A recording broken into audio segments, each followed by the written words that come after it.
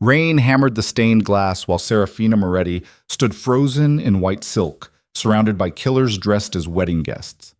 Her groom, 37-year-old mafia king Luciano Devereux, walked away seconds before their vows. No explanation. No mercy. Just public humiliation that turned her into a ghost overnight in their world. 3 months later, when war erupts and her family needs saving, there's only one price her father can pay. Her. Again. Married to the man who destroyed her reputation. Trapped in his fortress, and slowly discovering the terrifying truth. He didn't reject her because he hated her. He rejected her because loving her could get them both killed. If you're watching this story unfold, hit that like button and drop a comment telling me what city you're tuning in from. I want to see how far Seraphina and Luciano's story travels across the world. The rain outside St. Verona Cathedral sounded like gunfire against the stained glass. Seraphina Moretti stood perfectly still in the sacristy, her wedding gown weighing on her shoulders like a funeral shroud sewn from her family's expectations. 22 years old, and she already felt ancient. The dress had belonged to her grandmother, then her mother, then been altered to fit her frame. Each generation of Moretti women passing down the same suffocating legacy. Through the heavy wooden doors, she could hear the murmur of 200 guests filling the pews. Crime families from Boston to Miami had flown in for this. Politicians who took bribes sat beside federal judges who looked the other way. Businessmen whose empires were built on blood money straightened their ties and pretended this was a normal Saturday wedding. Her father appeared in the doorway, his face carved from stone and expensive cologne. Dante Moretti had built the family empire through 3 decades of strategic violence and careful alliances. This marriage was his masterpiece. "You ready?" he asked, though it wasn't really a question. Seraphina's hands trembled as she adjusted her veil. "Does it matter? You know what this means for us." His voice carried the weight of every conversation they'd had since she turned 18, every reminder that she wasn't just his daughter, she was an asset, a bridge between dynasties. Luciano Devereux controls Chicago. He's untouchable. With this alliance, we expand west without a war.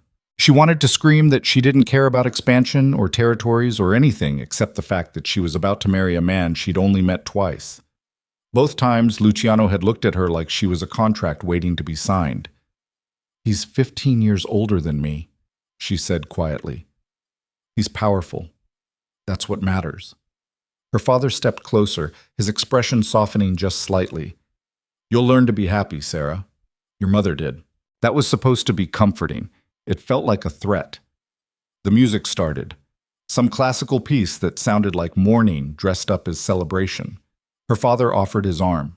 Seraphina took it because there was no other choice, and together they walked through the doors into a cathedral that smelled like expensive flowers and hidden weapons. Every eye turned toward her. She recognized faces from news reports about organized crime, men who smiled at her while their hands rested near concealed guns. Women draped in diamonds that probably cost more than most people's houses, watching her with a mixture of envy and pity.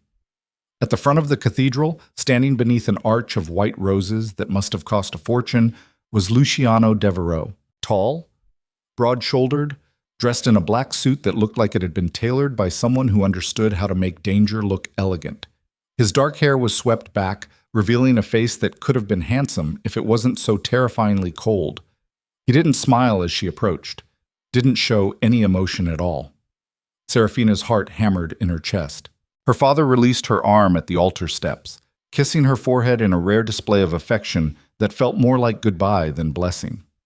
Then she was standing beside Luciano, close enough to smell his cologne, something dark and expensive that matched everything else about him. The officiant began speaking in a voice that echoed through the cathedral like a eulogy. Seraphina barely heard the words. Her entire body felt numb.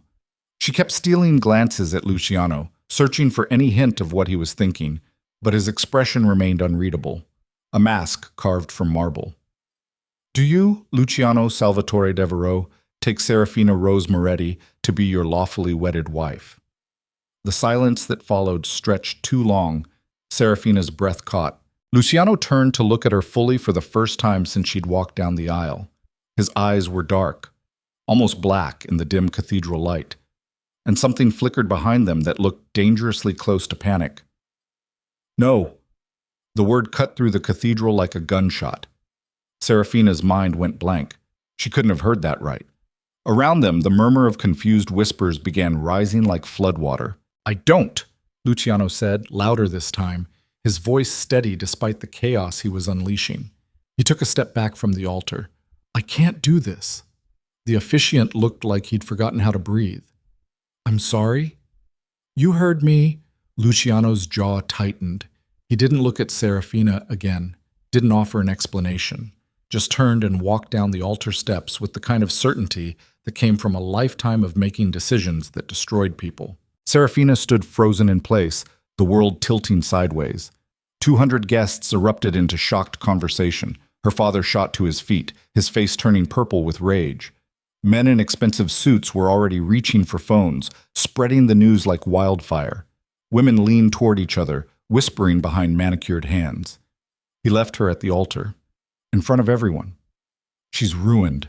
The words crashed over Seraphina in waves. Her vision blurred. Her hands shook so badly she had to clutch her bouquet just to keep from dropping it. The humiliation felt physical, like someone had ripped her chest open in front of a room full of predators. Luciano was already halfway down the aisle, moving through the chaos without looking back. Something inside Seraphina snapped. She gathered the heavy layers of her dress and ran after him, her heels clicking against marble floors. People tried to stop her. Her father shouted her name. Bridesmaids reached for her arms, but she shoved past all of them, focused entirely on the man who had just destroyed her entire life in front of the most dangerous people on the East Coast. She caught up with him in the sacristy, a small room behind the altar where officiants prepared for ceremonies. Luciano had his back to her, one hand braced against the wall like he was trying to hold himself upright. "What the hell was that?" Seraphina's voice came out raw, shaking with fury and humiliation. Luciano didn't turn around. "Go back to your father." "Are you insane?" She'd slammed the door behind her, not caring who heard. "You just humiliated me in front of every major crime family in the country." "I know." "Then why?" She moved closer, her hands clenched into fists at her sides. "You agreed to this marriage. You negotiated the terms with my father for 6 months. You sent engagement gifts. You acted like this was exactly what you wanted. And then you walk away without even an explanation?" Luciano finally turned to face her, and for the first time she saw something crack in that carefully controlled exterior. His jaw was tight, his hands were shaking slightly, his eyes looked haunted. "You don't want to marry me, Seraphina. That's not your decision to make." "Yes, it is." His voice was quiet but sharp as broken glass. "You have no idea what you're agreeing to, what my life is, what being my wife means." "I know exactly what it means," she shot back. "I was raised in this world too. My father runs half the East Coast. You think I don't understand violence and danger? Understanding it and living with me are different things." Luciano took a step toward her, his expression darkening. "Men like me don't get happy endings. We get blood and paranoia, and everyone we love turned into weapons against us." The word love hung in the air between them like something forbidden. Seraphina stared at him, her anger momentarily frozen by confusion. "What are you talking about?" Luciano's jaw worked like he was physically fighting against the words trying to escape. When he finally spoke, his voice was barely above a whisper. "I'm terrified of you." She laughed bitterly. "That makes no sense." "I know." He ran a hand through his hair, destroying its perfect style. "But it's the truth. I've spent 15 years building an empire. I've survived assassination attempts, federal investigations, rival syndicates trying to tear me apart. I've done things that would make you sick if you knew the details. And none of it scared me as much as standing up there and realizing that marrying you means giving my enemies the most dangerous weapon they could ever have against me." Understanding crashed over her like ice water. "You think someone will hurt me to get to you," she said slowly. "I don't think it. I know it." Luciano's hands clenched into fists at his sides. "My mother died when I was 17, tortured to death in a warehouse by men who wanted to destroy my father. They kept her alive for 3 days while they sent him recordings of her screaming. He gave them everything they wanted, Territory, money, alliances, and they killed her anyway just to prove they could. Seraphina's breath caught. Luciano, shoo. He loved her too much, Luciano continued, his voice hollow. That's what made her a target, and after she died, he became a ghost. Just went through the motions of running the organization until someone finally put a bullet in his head 5 years later. Love destroyed him, Seraphina. It made him weak, made him vulnerable, made him human in a world where being human gets you killed. So you decided to never let anyone close, she said quietly. I decided to survive. His eyes met hers, and the pain in them was devastating. And then your father proposed this marriage, and I thought I could handle it. Thought I could keep it purely strategic, just a business arrangement. But then I met you, and... He stopped himself, jaw clenching. And what? And I realized I was lying to myself. The confession came out like he was ripping it from his chest. Because every time I looked at you, I didn't see a business arrangement. I saw someone who could destroy me worse than any enemy I've ever faced. Someone I could actually care about. And that's a weakness I can't afford. Seraphina's hands were trembling. Part of her wanted to feel sympathy for him, to understand the trauma that had shaped him into this paranoid, emotionally locked fortress of a man. But the larger part of her was still drowning in humiliation and fury. So instead of talking to me about this, she said slowly, her voice shaking, instead of being honest before we got to the altar, you decided to publicly destroy my reputation in front of everyone who matters in our world. Luciano flinched like she'd slapped him. Do you have any idea what you've done to me? Seraphina took a step closer, her eyes burning. I'm not just humiliated. I'm ruined. In our world, a woman abandoned at the altar becomes untouchable overnight. No alliances, no respect, just whispers and pity, and people treating me like I'm cursed. I know. Oh, you don't know anything, her voice cracked. You get to walk away and still be the powerful Luciano Devereux. You get to go back to your empire and your reputation stays intact. But me? I become a cautionary tale. The girl who wasn't good enough. The bride who got rejected in front of everyone. I'll spend the rest of my life being defined by this moment. Luciano looked like he wanted to say something, but no words came out. Seraphina felt tears burning behind her eyes, but she refused to let them fall. Not here. Not in front of him. You want to know what I think? What? I think you're a coward. She said it quietly, but each word landed like a blade. You've spent 15 years building this reputation as someone untouchable and terrifying, but the truth is you're just scared. Scared of feeling anything. Scared of being vulnerable. Scared of taking the kind of risk that actually matters. You hide behind power and violence because you're too afraid to be human. The words hit him harder than any weapon could have. She saw it in his eyes, the way something inside him crumbled just for a second before the walls slammed back up. You're right, he said finally. I am a coward. Seraphina hadn't expected him to admit it. The confirmation somehow made everything worse. Then we're done here. She turned toward the door, her dress dragging behind her like a train of shattered expectations. Seraphina, don't! She stopped with her hand on the doorknob, not looking back. Don't apologize. Don't explain. Don't make this about your trauma. You made your choice. Now live with it.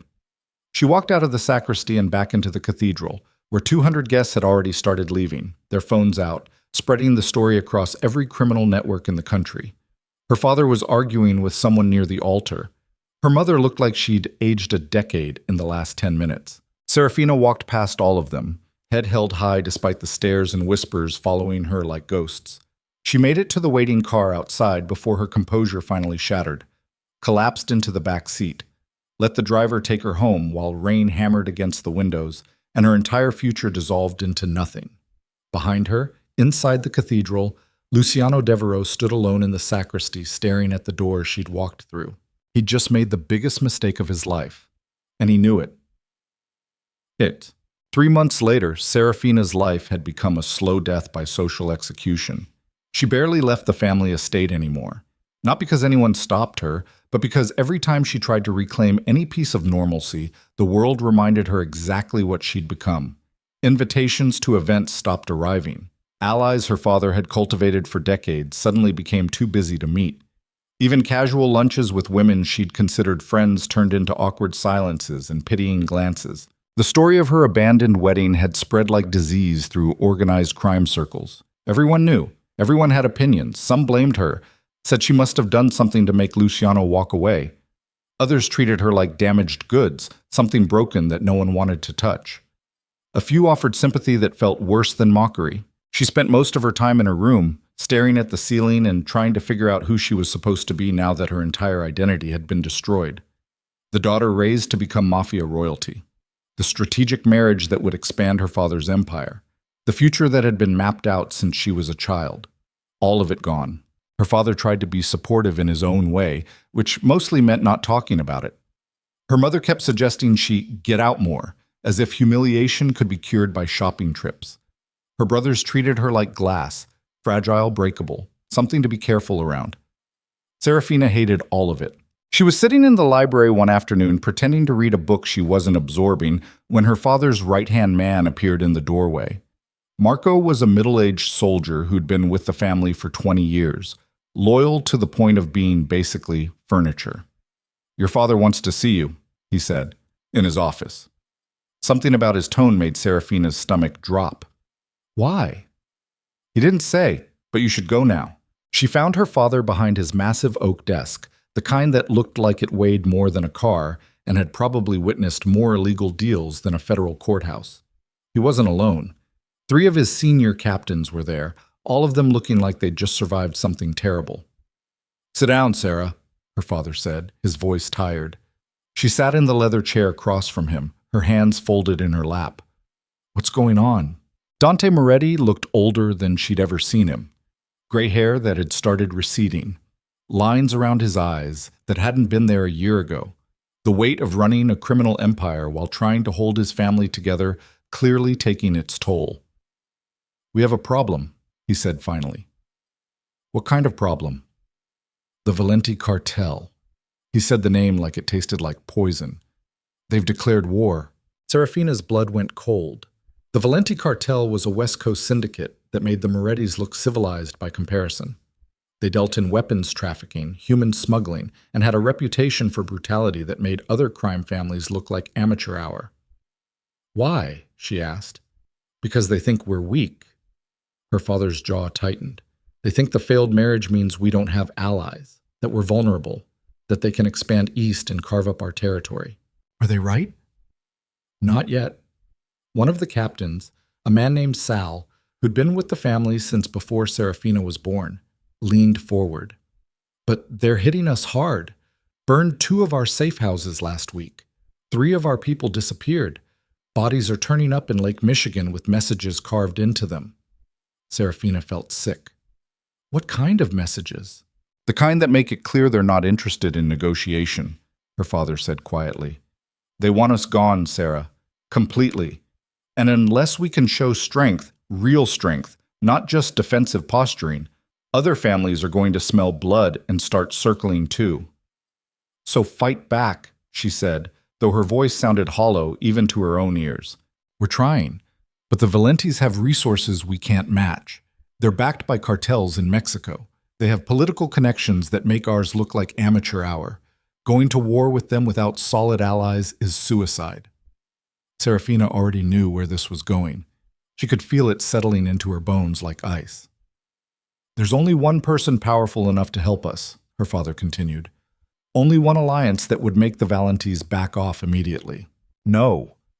She stood up, her chair scraping against the floor. "Absolutely not. Sarah, I know what you're going to say, and the answer is no." Her father stood as well, his expression pained but resolute. "Luciano Devereux controls Chicago. He has connections across the Midwest. The Valentis wouldn't dare touch us if we were under his protection." "He humiliated me," Seraphina's voice cracked. "He destroyed my reputation in front of everyone. You want me to go crawling back to him?"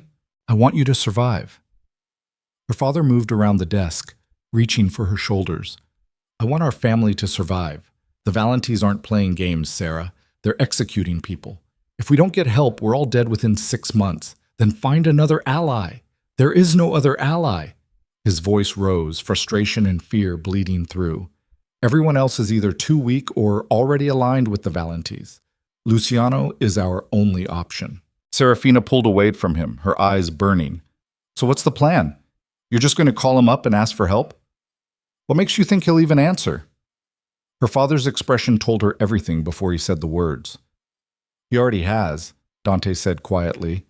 I reached out 2 days ago, explained the situation. He's willing to help. Let me guess. Seraphina's laugh came out bitter and broken. For a price. The marriage. Her father couldn't meet her eyes. Same terms as before. An alliance sealed through you. The room tilted sideways. Seraphina grabbed the edge of the desk to steady herself, her mind refusing to process what she was hearing. You're selling me again, she said slowly. After everything that happened. After he destroyed me. You're sending me back. I'm trying to keep you alive. Her father's voice broke. You think this is what I want? You think I want to hand my daughter over to a man who humiliated her? But if the alternative is watching the Valentis torture and kill everyone I love, then yes, I'll make that deal. What did Luciano say when you asked? Seraphina's voice was dangerously quiet.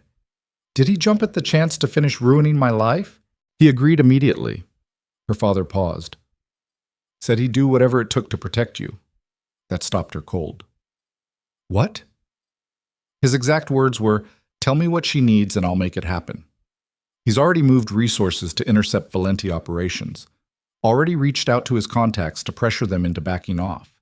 He's been helping us for 2 days, Sarah, before we even finalized the marriage terms. Seraphina didn't know what to do with that information. It didn't fit with the man who'd walked away from the altar. Didn't match the cold, controlled monster she'd screamed at in the sacristy. I don't care, she said, even though part of her absolutely did care. I'm not marrying him. Then we die. Her father's voice was flat. The Valentis kill us all, and you watch it happen, knowing you could have stopped it. The words hit like bullets. Seraphina stood there, trapped between fury and impossible responsibility, hating everyone in the room and especially hating Luciano Devereux for putting her in this position. How long do I have? She asked finally. Luciano wants you at his compound by tonight. Says he can't protect you properly while you're here. Of course he does. She turned toward the door, her entire body shaking. I need to pack. Sarah, don't. She stopped without looking back. Don't apologize. Don't tell me this is for my own good.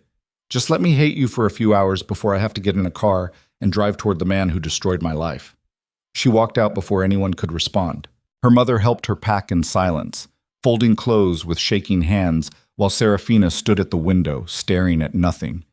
Everything felt surreal, like she was watching herself from a distance, unable to stop the forward momentum carrying her toward a future she'd already tried to escape.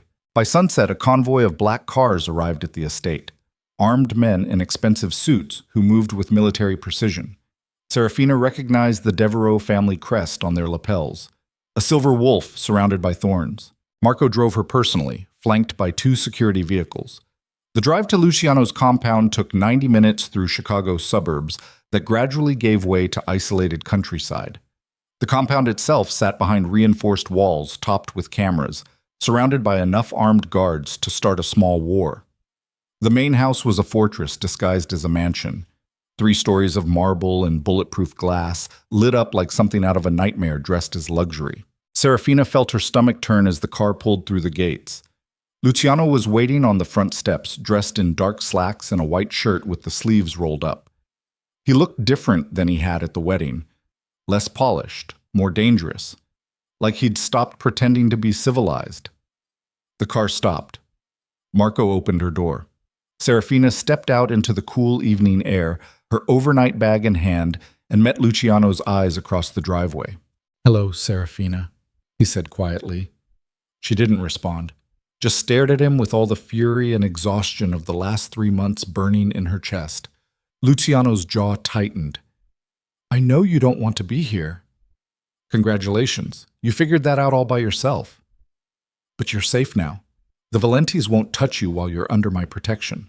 How generous. She walked past him toward the front door, refusing to let him see how much her hands were shaking. "Where am I sleeping?" "I'll show you." He fell into step beside her, close enough that she could smell his cologne. the same dark, expensive scent from the wedding that made her want to scream. "We should talk. Ish." "No." She stopped in the massive foyer, surrounded by marble floors and armed men pretending not to stare. "We're not doing this. You don't get to have deep conversations with me. You don't get to explain or apologize or pretend this is anything other than a business transaction. My father sold me to you because we're desperate. You agreed because it gives you more power. That's all this is." Luciano looked like he'd been shot. "Seraphina, just show me to my room." Her voice cracked despite her best efforts. "I'm tired, and I don't want to look at you anymore tonight." Something flickered across his face. Regret, pain, something that looked dangerously human.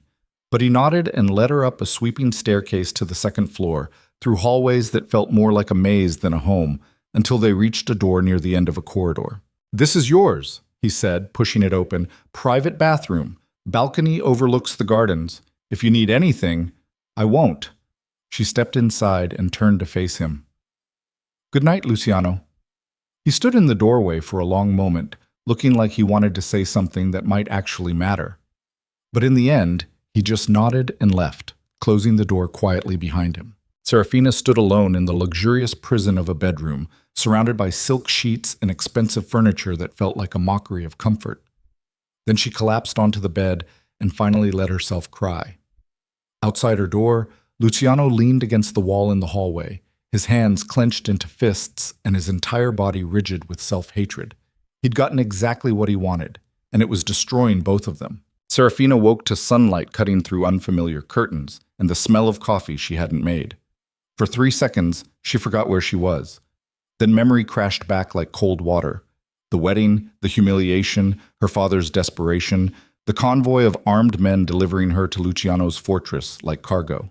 She sat up, her body aching from tension she'd carried through the night. The bedroom looked even more expensive in daylight. Cream-colored walls, furniture that probably cost more than most cars, a view of manicured gardens through floor-to-ceiling windows. A prison designed by someone with excellent taste. Someone had left clothes in her closet overnight. Designer labels. Her exact size. The efficiency of it made her skin crawl. She showered in the marble bathroom, scrubbing her skin until it hurt, trying to wash away the feeling of being owned. Then she dressed in jeans and a sweater, deliberately casual, refusing to play dress-up for whatever role Luciano expected her to fill. When she finally left the bedroom, she found the hallway empty except for a single guard stationed near the stairs. Young guy, maybe 25, with the kind of blank expression that came from seeing too much violence too early. "Morning," he said, straightening when he saw her. Seraphina didn't respond, just walked past him down the stairs, following the smell of coffee and the low murmur of voices coming from somewhere on the first floor. The compound felt different in daylight. Less fortress, more operational headquarters.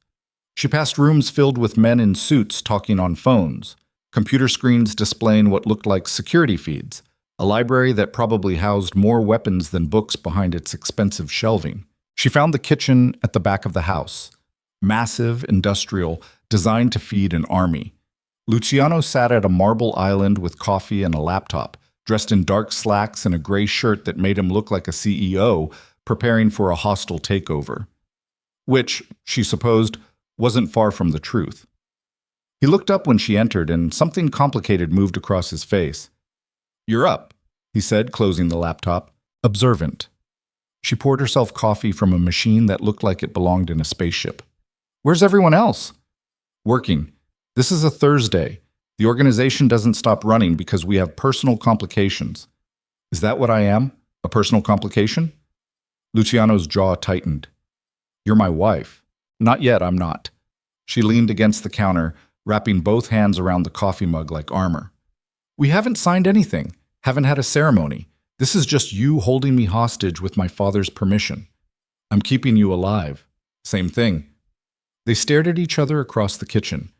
Her radiating fury, him locked behind whatever walls he used to keep the world at a distance. The silence stretched until it felt like something physical between them. "We need to talk about the wedding," Luciano said finally. "No, we don't." "Seraphina, I don't want your explanations." She set the mug down harder than necessary. "I don't want to hear about your trauma or your fear or whatever psychological breakdown made you think publicly destroying me was a good idea. What I want is for you to tell me exactly what this arrangement looks like, so I can survive it without losing whatever pieces of myself I have left." Luciano stood, moving around the island toward her with the kind of controlled movement that reminded her exactly how dangerous he was. She forced herself not to step back. "You want logistics?" His voice was quiet, edged with something that sounded like pain. "Fine. We'll have a private ceremony here at the compound. No guests. No spectacle.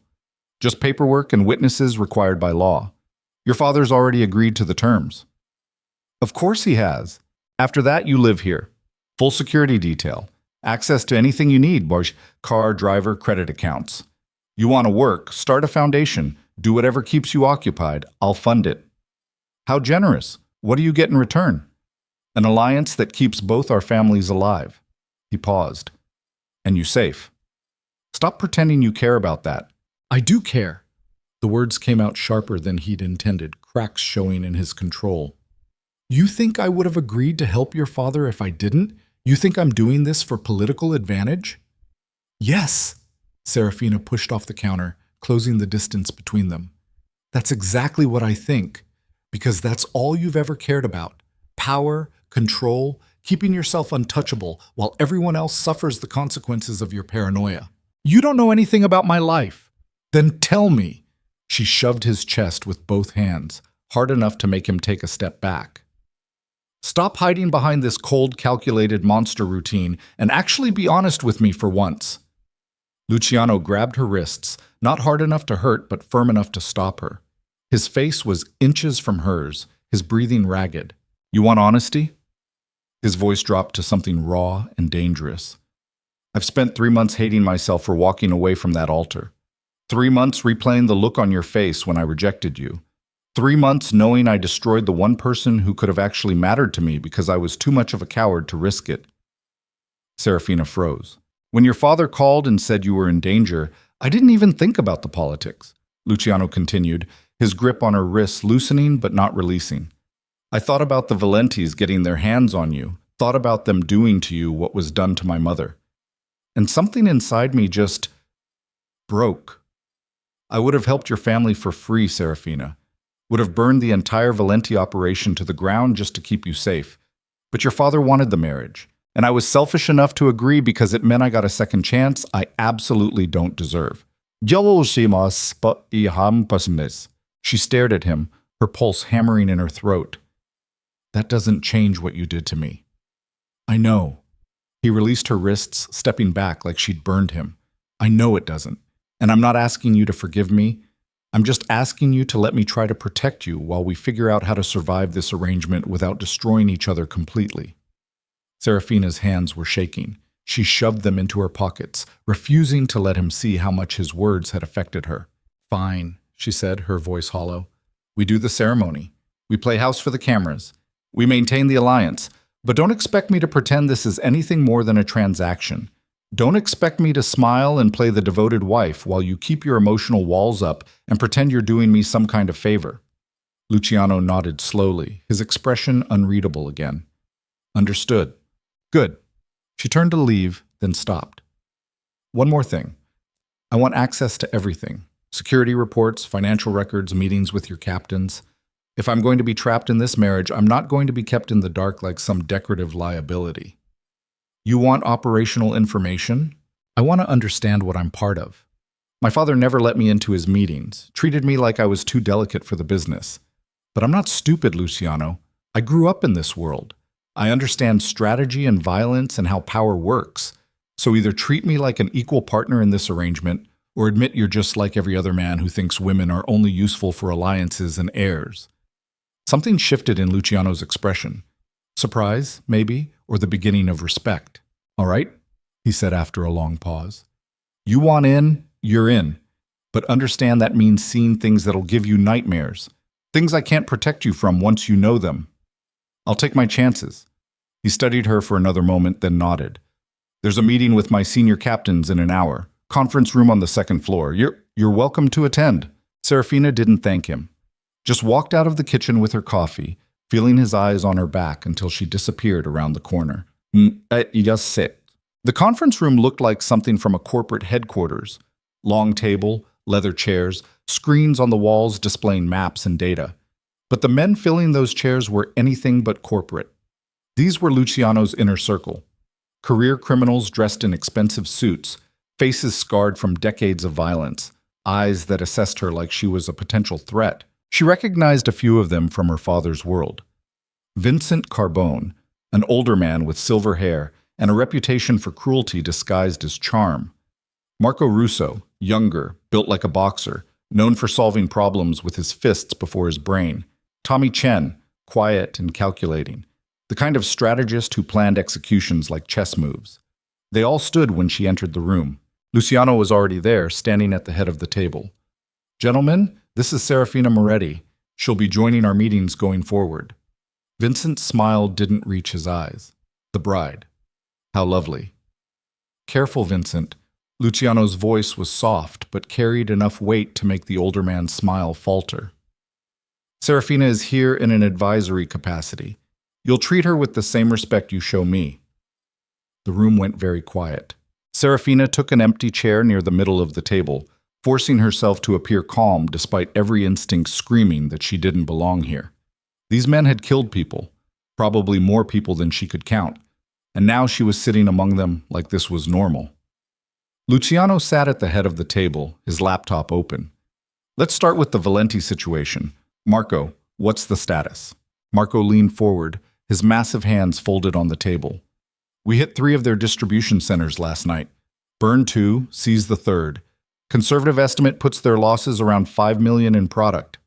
Casualties? 6 Valenti soldiers dead, 2 captured. Our guys are questioning them now." Seraphina felt sick. They were talking about murder like it was a quarterly earnings report. "The captives give us anything useful?" Luciano asked. "Names, supply routes. Nothing groundbreaking yet, but Tommy's working on cross-referencing with our existing intelligence." Tommy nodded, sliding a tablet across the table toward Luciano. "The Valentis are getting sloppy. They're expanding too fast, trusting people they shouldn't. I've identified at least 4 weak points in their operation where we could apply pressure without triggering a full-scale war." "Show me." For the next 20 minutes, they discussed strategy with the kind of clinical precision that made Seraphina's skin crawl. Who to target? How to apply pressure? Which politicians needed bribing to look the other way? It was chess played with human lives, and everyone at this table was a master. She forced herself to pay attention, to absorb the information despite how much it disturbed her. Names, locations, patterns. If she was going to survive in this world, she needed to understand how it worked. "What about the Moretti angle?" Vincent asked, glancing at Seraphina. "Are we confident the marriage alliance will hold? Or are we risking exposure by bringing her into operational discussions?" The question landed like a grenade. Luciano's expression went cold. "Elaborate." "I'm just saying." Vincent spread his hands in a gesture that looked reasonable but felt like a threat. "The girl's family is under siege. She's been humiliated publicly. We don't know where her loyalties actually lie. For all we know, she could be feeding information back to the Valentis in exchange for protection." "That's ridiculous," Seraphina said before she could stop herself. Vincent turned to her with that poisonous smile. "Is it? You're what, 22, 23? You've never been part of operations before. Never had blood on your hands. Now suddenly you're sitting in on strategic meetings about a war that could get dozens of people killed. Forgive me for being cautious about trusting someone who has every reason to resent us." "Vincent," Luciano's voice cut through the room like a knife. "You're questioning my judgment. I'm protecting your interests. By insulting my future wife in front of the entire leadership team?" The temperature in the room dropped 10 degrees. Several of the captains looked uncomfortable. Marco's hand moved subtly toward his jacket, probably where he kept a weapon. Vincent held Luciano's stare for a long moment, then looked away. "My apologies. I'm just being thorough." "You're being paranoid." Luciano closed his laptop with deliberate calm. "Seraphina stays in these meetings. Anyone has a problem with that, you can discuss it with me privately. Otherwise, we move forward with the plan to destabilize Valenti supply chains and force them into negotiations. Tommy, I want detailed reports on those 4 weak points by tonight. Marco, keep pressure on the captives, but don't cross any lines that'll bring federal attention. Vincent, I know my job, Vincent said quietly. Then do it. The meeting continued for another 30 minutes, but the tension never fully dissipated. Seraphina could feel Vincent watching her from across the table, his expression pleasant but his eyes calculating, like he was trying to figure out whether she was an asset or a threat. When they finally dismissed, most of the captains filed out quickly. Luciano stayed behind, gathering his notes with controlled movements that suggested he was barely containing his anger. That was fun, Seraphina said once they were alone. Vincent's an old-school paranoid bastard. Don't take it personally. Oh, I'm taking it extremely personally. She stood, moving around the table toward him. He basically accused me of being a spy. He's testing you, seeing if you'll break under pressure. Luciano looked up at her, his expression softening slightly. For what it's worth, you handled it well. Most people would have either cried or stormed out. You just sat there and absorbed everything like you belonged. Maybe I do belong. The words surprised her as much as they seemed to surprise him. My whole life, my father kept me away from the business. Said I was too valuable to risk, too delicate. But sitting in that meeting, listening to you talk strategy, I understood it, Luciano. I understood the logic, the patterns, the pressure points, and part of me actually wanted to contribute. Luciano studied her face like he was seeing her for the first time. You're not what I expected. What did you expect? Someone who'd hate this world, who'd spend every day trying to escape it. I do hate it. She met his eyes directly. I hate the violence and the paranoia and the fact that you just casually discussed burning buildings with people inside them. But hating something doesn't mean I don't understand it. Doesn't mean I can't navigate it if I have to. That's a dangerous combination. What is? Intelligence and adaptability in someone who has every reason to want revenge against me. His voice was quiet, almost curious. Vincent might actually have a point about you being a threat, just not the kind he was worried about. Seraphina felt something shift between them. Not trust exactly, but the beginning of recognition, like they were finally seeing each other as something more than symbols or strategies. The ceremony is tomorrow night, Luciano said, breaking the moment. Private chapel on the grounds. Just witnesses and paperwork. Your father's flying in to make it official. How romantic. I'm not trying to be romantic, I'm trying to keep you alive. By trapping me in a marriage I don't want, by giving you the protection of my name and resources. He moved closer, his voice dropping. I know you hate me, Seraphina. I've earned that. But whether you believe it or not, I'm on your side in this. The Valentis want to destroy your family. I'm the only thing standing between them and that outcome. And what do you get out of this arrangement? Really? He was quiet for a long moment, his expression unreadable. Then, a second chance to not be the coward you called me. The words hung in the air between them, raw and honest in a way that made Seraphina's chest tight. I'm going for a walk, she said finally, needing distance before she said something she'd regret. Do I need permission for that, or is this fortress actually escapable? The grounds are secure. Stay inside the walls and you're fine. He paused. There's a garden on the east side, roses.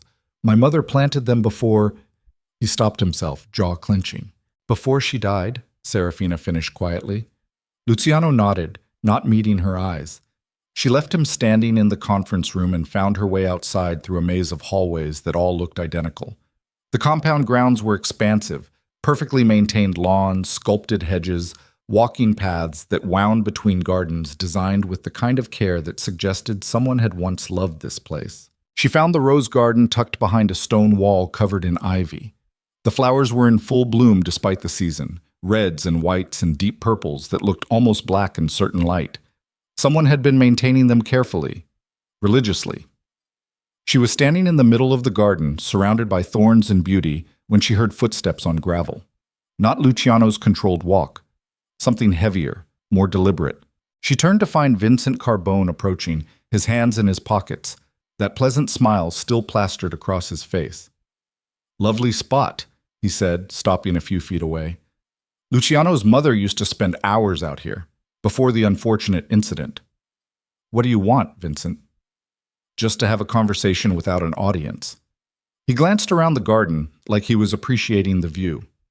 You're in a complicated position, Seraphina. I'm sure you realize that. Is this where you threaten me? Threaten? He laughed, all charm and poison. I'm trying to help you. You've been thrown into a world you don't understand, married to a man with a very particular set of weaknesses. I'm simply offering perspective. What perspective? That Luciano is not as strong as he appears. Vincent moved closer, lowering his voice like he was sharing a secret. He's been unstable since the first wedding fell apart, making emotional decisions, letting sentimentality cloud his judgment.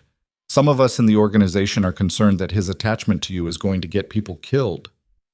Seraphina's blood ran cold. What are you suggesting? I'm suggesting that you're either an asset or a liability, and right now you look an awful lot like the latter. His smile never wavered. If you care about survival, yours and your family's, you might want to consider where your loyalties actually lie. Because if Luciano goes down, everyone attached to him goes down too, including you. You're talking about a coup, but I'm talking about insurance. Vincent straightened, adjusting his cufflinks with practiced ease. Think about it, Seraphina. You're a smart girl. You understand strategy, and right now you're aligned with a man whose enemies are multiplying while his judgment deteriorates. That's not a stable position. He turned and walked away before she could respond, leaving her standing alone among the roses with her heart hammering and her mind racing. She should tell Luciano, should warn him that one of his most trusted captains was actively undermining him. But something held her back. The memory of Vincent's words about Luciano's instability, the way the other captains had watched their boss during the meeting, the sense that there were currents in this organization she didn't fully understand yet. Instead, she stayed in the garden until the sun started setting, surrounded by flowers planted by a woman who'd been tortured to death for being loved too much. When she finally went back inside, Luciano was waiting in the foyer. There you are. He looked relieved, which surprised her. I was starting to worry. I'm fine, just needed air. He studied her face like he could read something in her expression. You sure? You look shaken. I'm getting married tomorrow to a man who destroyed me 3 months ago, while his organization plots against him and a cartel wants my family dead. Why would I be shaken? Luciano's jaw tightened, but he didn't rise to the bait. Come on, I'll show you the chapel so it's not a complete surprise tomorrow. They walked through the compound in silence, tension coiling between them like a living thing. The chapel was small, tucked into a corner of the estate that felt separate from the operational headquarters energy of the main house.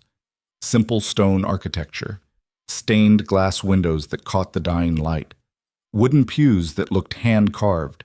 It was built in the 1930s, Luciano said quietly, back when this place was just a country estate. My grandfather added the security features later. Seraphina walked down the short aisle, her footsteps echoing against stone. It was beautiful in a stark, unadorned way, nothing like the massive cathedral where she'd been humiliated. Intimate, almost peaceful. Tomorrow night, she said, not looking at him. We stand here and I become your wife. Yes. And then what? Then I keep you safe, and we figure out how to survive each other. She turned to face him, silhouetted against the stained glass. Do you actually believe that? Or are we both just pretending this has any chance of working? Luciano moved down the aisle toward her, his expression raw in a way she'd never seen before. When he reached her, he stopped close enough that she could see the exhaustion in his eyes, the weight of whatever demons he carried. I don't know, he admitted quietly. I don't know if this can work. I don't know if I'm capable of being the kind of man you deserve.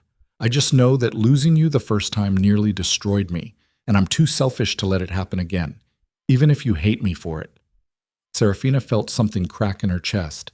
Not forgiveness, not trust, but the beginning of understanding that they were both trapped in the same impossible situation. I don't hate you, she said, the words surprising her. I want to. It would be easier if I did, but mostly I'm just exhausted, he finished. Yeah.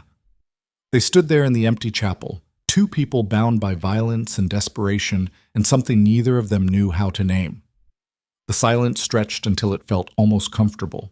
Then Luciano's phone buzzed. He checked it, and his entire body went rigid. What? Seraphina asked. The Valentines just hit one of your father's warehouses, burned it to the ground. His voice was tight. 3 of his men are dead. They left a message carved into the last one. What message? Luciano's eyes met hers, and she saw genuine fear in them for the first time. They said, "You're next." The words landed like bullets. Seraphina felt her knees go weak, the reality of her situation crashing over her like ice water. This wasn't political maneuvering anymore. This was a death threat carved into flesh. "We moved the ceremony up," Luciano said, already typing something on his phone. "Tonight, right now. The second you're legally my wife, they'll think twice about touching you." "Luciano, this isn't negotiable, Seraphina." He grabbed her hand, his grip tight enough to hurt. "They're not bluffing. The Valentis don't make threats they won't follow through on. We do this now, or I'm putting you in a bunker until the war is over." Her mind was racing, panic clawing at her throat. "My father is already on his way. I called him the second I got the alert." Luciano pulled her toward the chapel doors. "Get changed into something appropriate. I'll handle the officiant and witnesses. We're doing this in 30 minutes. "Wait!" She pulled against his grip, forcing him to stop. "You're asking me to marry you out of panic. Again. How is this any different than last time? Last time I walked away because I was terrified of what loving you would cost me." His voice was raw, desperate. "This time I'm terrified of what losing you will cost me. That's the difference." Before she could respond, his phone rang. He answered it, listened for 3 seconds, then went pale. "What?" Seraphina demanded. Luciano's hand tightened on hers, his voice dropping to something lethal and terrified. "The Valentis just breached our outer perimeter. They're coming for you right now." The chapel doors exploded inward in a shower of wood and gunfire, and Seraphina's world dissolved into chaos and smoke, and the sound of Luciano screaming her name as armed men in masks flooded through the entrance. Someone grabbed her from behind, a hand clamping over her mouth before she could scream. She saw Luciano reaching for a weapon, saw muzzle flashes lighting up the chapel like lightning, heard him roaring her name as she was dragged backward through a side door she hadn't noticed.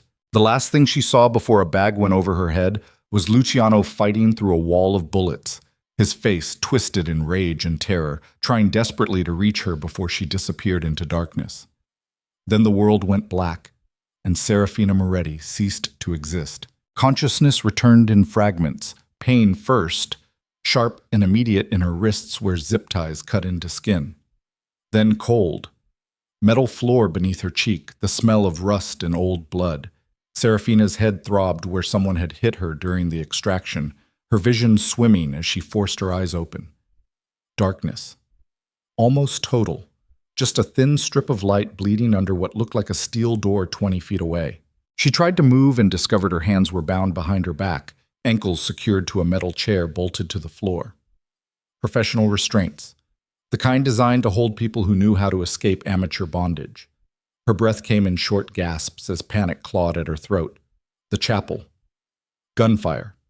Luciano's face twisted in rage and terror as masked men dragged her away. How long had she been unconscious? Hours? Days? The door opened with a metallic screech that made her flinch. Light flooded the space. A warehouse, she realized, empty except for the chair she was tied to and rust stains on concrete that looked suspiciously like old blood. 3 men entered, backlit so she couldn't make out their faces initially. Then one of them stepped closer, and Seraphina's blood turned to ice. Vincent Carbone smiled at her with that same poisonous charm he'd worn in the rose garden. "Hello, Seraphina. I hope the accommodations aren't too uncomfortable." Her mind went blank with shock, then rage. You're working with the Valentis." Working for them, actually, has been a much more lucrative arrangement than serving Luciano's increasingly unstable leadership. Vincent pulled up a second chair, sitting across from her like they were having tea. "Though I suppose working with is also accurate. Semantics. Luciano trusted you." Luciano trusted everyone too much. That's always been his weakness. Vincent gestured to the other 2 men. Muscle, clearly, both armed with handguns visible in shoulder holsters. "His father understood that trust is a liability in our business, built an empire on fear and calculated brutality. But Luciano? He wanted to be different, wanted loyalty and honor, and all those fairy tale concepts that get you killed." Seraphina's wrists burned against the zip ties as she tested them. Too tight. Professionally done. "Why are you telling me this?" "Because you're going to help me destroy him." "Go to hell." Vincent laughed, the sound echoing off warehouse walls. I like you, Seraphina, I really do. You've got more spine than most men in this organization, but you need to understand your position here. The Valentis wanted to just kill you. Send Luciano your body with a message about the cost of protecting Moretti interests. I convinced them you're worth more alive. As leverage. As proof of concept. He leaned forward, elbows on his knees. See, Luciano's little rescue operation is going to be spectacular. He's probably tearing Chicago apart right now looking for you, burning through resources, making emotional decisions, exposing weaknesses. And when he finally tracks you to this location, which he will, because I'm going to make sure he does, he's going to walk into a trap that destroys him and everyone loyal to him. Seraphina felt sick. You're using me as bait. I'm using you as the catalyst for a regime change. Luciano's been running the Chicago operation like it's some kind of honor-based kingdom instead of a criminal empire. His sentimentality has cost us contracts, territory, respect. Half the captains are ready to see him gone. They're just waiting for someone to make the first move. Vincent stood, pacing the warehouse floor. When Luciano dies trying to save you, I step in as the practical leader who prevented total organizational collapse. The Valentis get expanded territory. I get Chicago. Everyone wins. Except me and Luciano. Well, yes. Obviously, you're both casualties in this scenario. Rage burned through Seraphina's fear. You're going to murder him because he cares about people? Because he's trying to be something better than a monster? I'm going to murder him because caring makes you weak, and weakness gets exploited. Vincent stopped in front of her, his expression hardening. His mother learned that lesson. His father learned it. Now Luciano gets to learn it too, right before I put a bullet in his head. The others won't follow you. Marco, Tommy, they're loyal to Luciano. Marco's loyal to whoever pays him. Tommy's loyal to strategy. And strategically speaking, my plan is flawless. Vincent checked his watch. We've already leaked your location to 3 different sources that'll get back to Luciano within the hour. He'll mobilize everything he has. Come storming in here thinking he's going to save you. And instead, he's going to die surrounded by the proof that loving someone was exactly the fatal mistake I always told him it would be. Seraphina pulled against the restraints hard enough to feel zip ties cutting deeper into her wrists. Blood trickled down her hands. You're a coward hiding behind strategy. I'm a realist who understands how power actually works. Vincent moved toward the door, gesturing to his men. Keep her alive and visible. When Luciano arrives, I want him to see exactly what he's dying for. They left her alone in the warehouse, the door slamming shut with a finality that echoed like a gunshot. Darkness closed in again, broken only by that thin strip of light at the floor. Seraphina forced herself to breathe, to think. Vincent had made a critical mistake by monologuing. He'd confirmed that Luciano was coming, which meant she wasn't alone in this. But he'd also confirmed that this was a trap designed specifically to kill the man who'd destroyed her life, then rebuilt it, then put her in this nightmare situation. She should want Luciano dead, should want him to suffer the way she'd suffered. 3 months ago, she would have celebrated his downfall. But sitting in this warehouse with blood on her wrists and Vincent's poisonous words echoing in her ears, all she could think about was Luciano's face in the chapel, the way he'd screamed her name, the terror in his eyes as armed men dragged her away. He'd been right about one thing. Love got people killed in their world. She tested the chair bolts again, solid, industrial-grade anchoring. The zip ties were cutting circulation to her hands, fingers already going numb. No weapons within reach, no obvious escape routes. Just concrete and rust stains and the growing certainty that she was about to watch Luciano Devereux die trying to save her. Time passed in a blur of adrenaline and panic. Could have been an hour, could have been 3. Her wrists had gone from burning to numb to a distant ache that suggested nerve damage. Her shoulders screamed from the position, arms wrenched behind her back for too long. Then she heard it, distant at first, growing louder. Vehicles, multiple engines, the organized chaos of an assault team mobilizing. The warehouse door burst open, and this time there was no pretense of civility. 6 armed men flooded in, taking positions behind concrete pillars and rusted machinery. Vincent appeared last, now wearing body armor over his expensive suit, a tactical headset clipped to his ear. He's 5 minutes out, Vincent announced to no one in particular. Full convoy, at least 20 soldiers. He brought the entire inner circle. You want us to take him alive? One of the gunmen asked. No. I want you to execute everyone except Luciano. Make him watch his men die. Then bring him to me. Vincent walked over to Seraphina, grabbing her chin roughly to force eye contact. You're going to watch too. Going to see exactly what your value costs. He'll kill you, Seraphina said, her voice hoarse. You have no idea what you've unleashed. I know exactly what I've unleashed. A man compromised by emotion, making tactical errors, walking into an ambush because he's too blinded by guilt and attachment to see the obvious trap. Vincent released her face. That's the man I'm killing tonight, the weak version of Luciano Devereux that you created. The sound of vehicles screeching to a halt outside rattled through the warehouse walls. Doors slamming, shouted orders in clipped military precision. Seraphina's heart hammered so hard she could feel it in her throat. Vincent's men took firing positions, weapons trained on the main entrance. Then the warehouse exploded. Not metaphorically, actually exploded. The east wall blew inward in a shower of concrete and rebar, the detonation so loud Seraphina's ears immediately started ringing. Smoke and dust filled the space, turning visibility to zero. Through the chaos, she heard gunfire, controlled bursts, professional execution. Someone was screaming orders, but the ringing in her ears made words impossible to distinguish. Muzzle flashes lit up the smoke like lightning. Bodies hit the floor with wet, heavy sounds that made her stomach turn. Then the smoke began clearing, and Seraphina saw him. Luciano moved through the warehouse like death itself had learned to walk. All in black, tactical gear, vest, weapons. His face a mask of cold fury that made him look inhuman. He had a pistol in each hand, firing with mechanical precision. One of Vincent's men tried to flank him, and Luciano shot him through the throat without even looking, his attention fixed entirely forward, toward her. Behind him, Marco and Tommy led a team of soldiers, providing suppressing fire that cut down Vincent's ambush before it could fully materialize. The warehouse had transformed into a war zone in seconds. Bullets ricocheting off metal, men dying in pools of spreading blood. Vincent was screaming into his headset, trying to coordinate a defense that was already collapsing. Fall back, secondary positions. But there were no secondary positions. Luciano's team had breached from 3 sides simultaneously, boxing Vincent's men into a killing field with no escape routes. It wasn't a rescue operation. It was an execution disguised as one. Luciano reached Seraphina, holstering one pistol to pull a knife from his vest.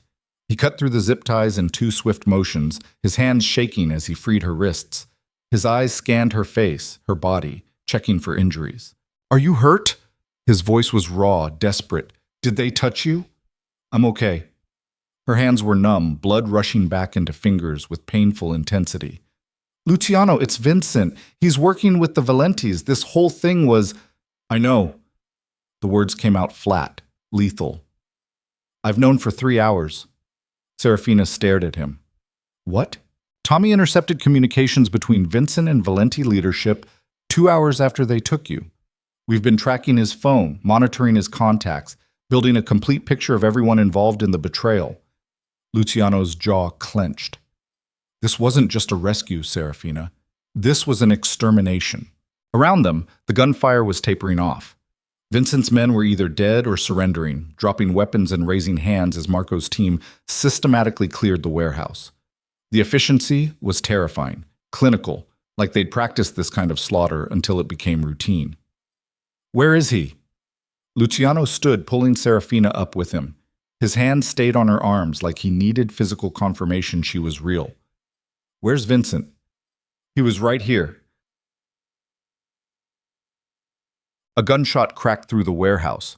Luciano spun, raising his remaining pistol, but the bullet hadn't been aimed at them. Tommy was on the ground, clutching his shoulder, blood seeping between his fingers.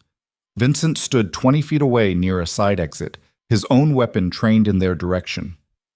Touching, Vincent said, his voice echoing in the sudden quiet.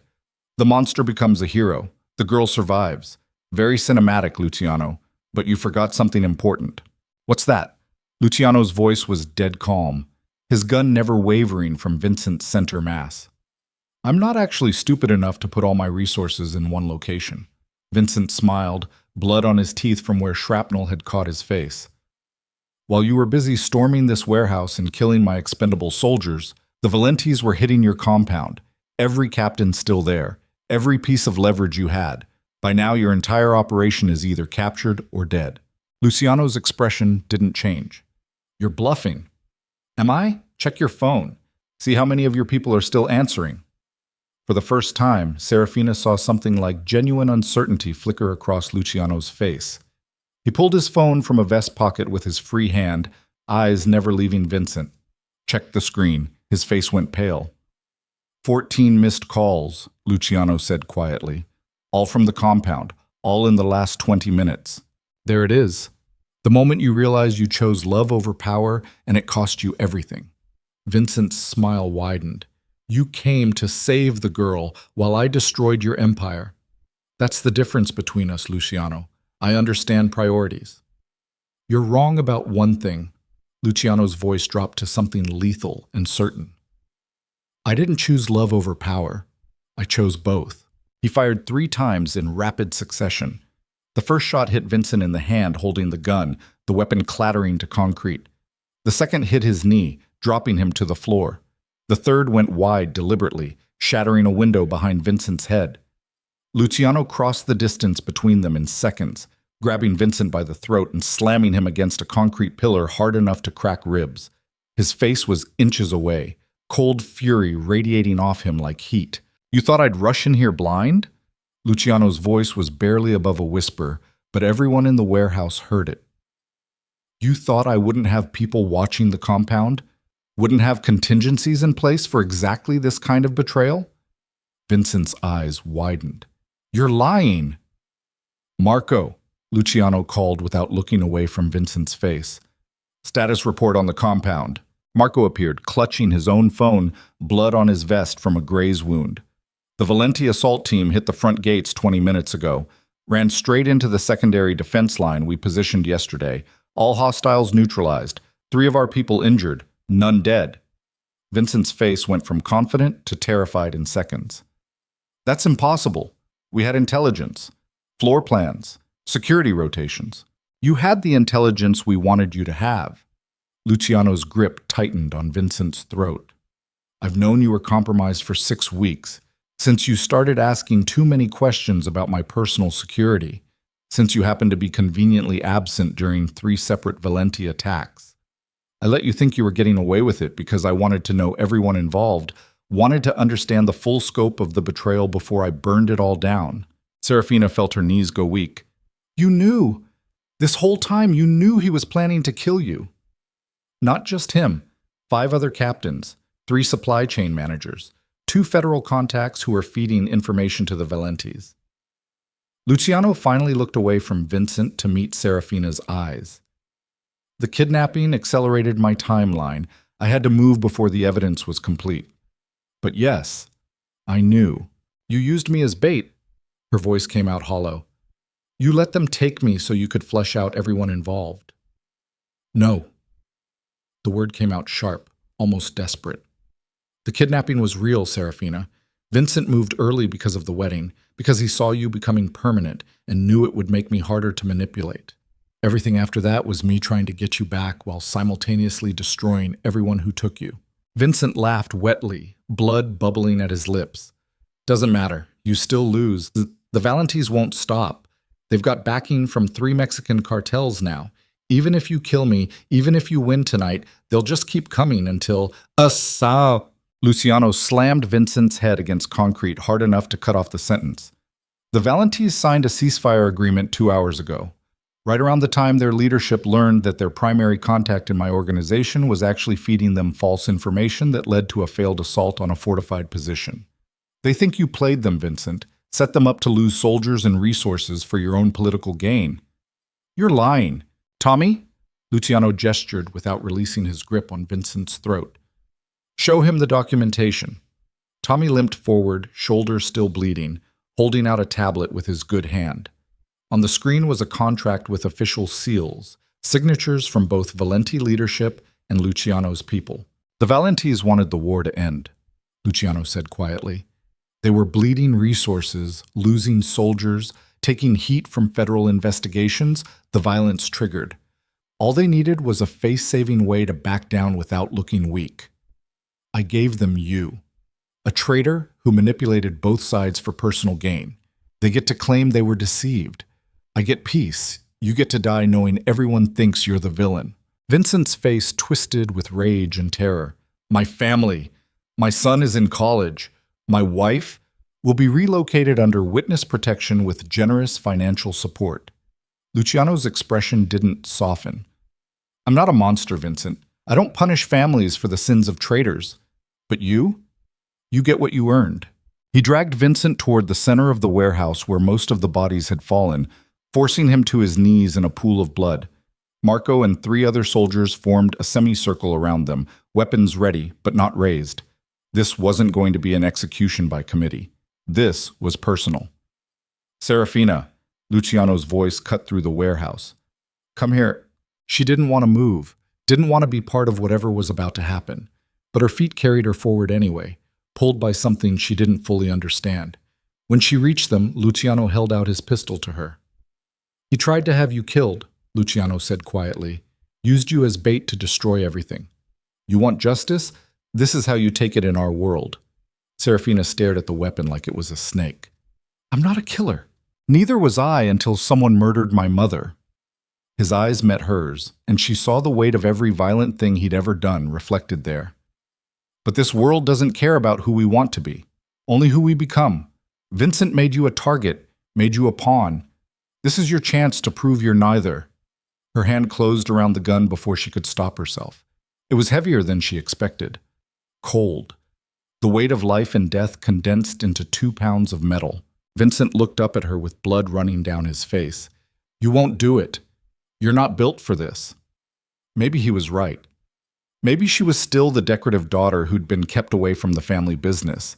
The abandoned bride who'd spent 3 months being pitied and dismissed. The girl who didn't belong in warehouses full of corpses. Or maybe that girl had died somewhere between the chapel and the kidnapping. Seraphina raised the pistol, aiming at Vincent's forehead. Her hand shook. Her finger rested on the trigger. Every instinct screamed at her to drop the weapon and walk away, to prove she was better than the violence consuming everyone around her. But looking at Vincent's smug, manipulative face, remembering how casually he discussed using her death to destroy Luciano, something inside her shifted, hardened, became something she didn't recognize. She lowered the gun. Vincent exhaled in relief. Then she turned to Luciano and held out the weapon. I'm not going to kill him for you. Not because I think he deserves mercy, but because if I pull that trigger, I become exactly what this world wants me to be. A tool for violence. A participant in the cycle that destroyed your mother and nearly destroyed us. Luciano studied her face for a long moment, something complicated moving behind his eyes. Then he took the pistol back, his expression unreadable. You're right, he said quietly. You're better than this. Better than all of us.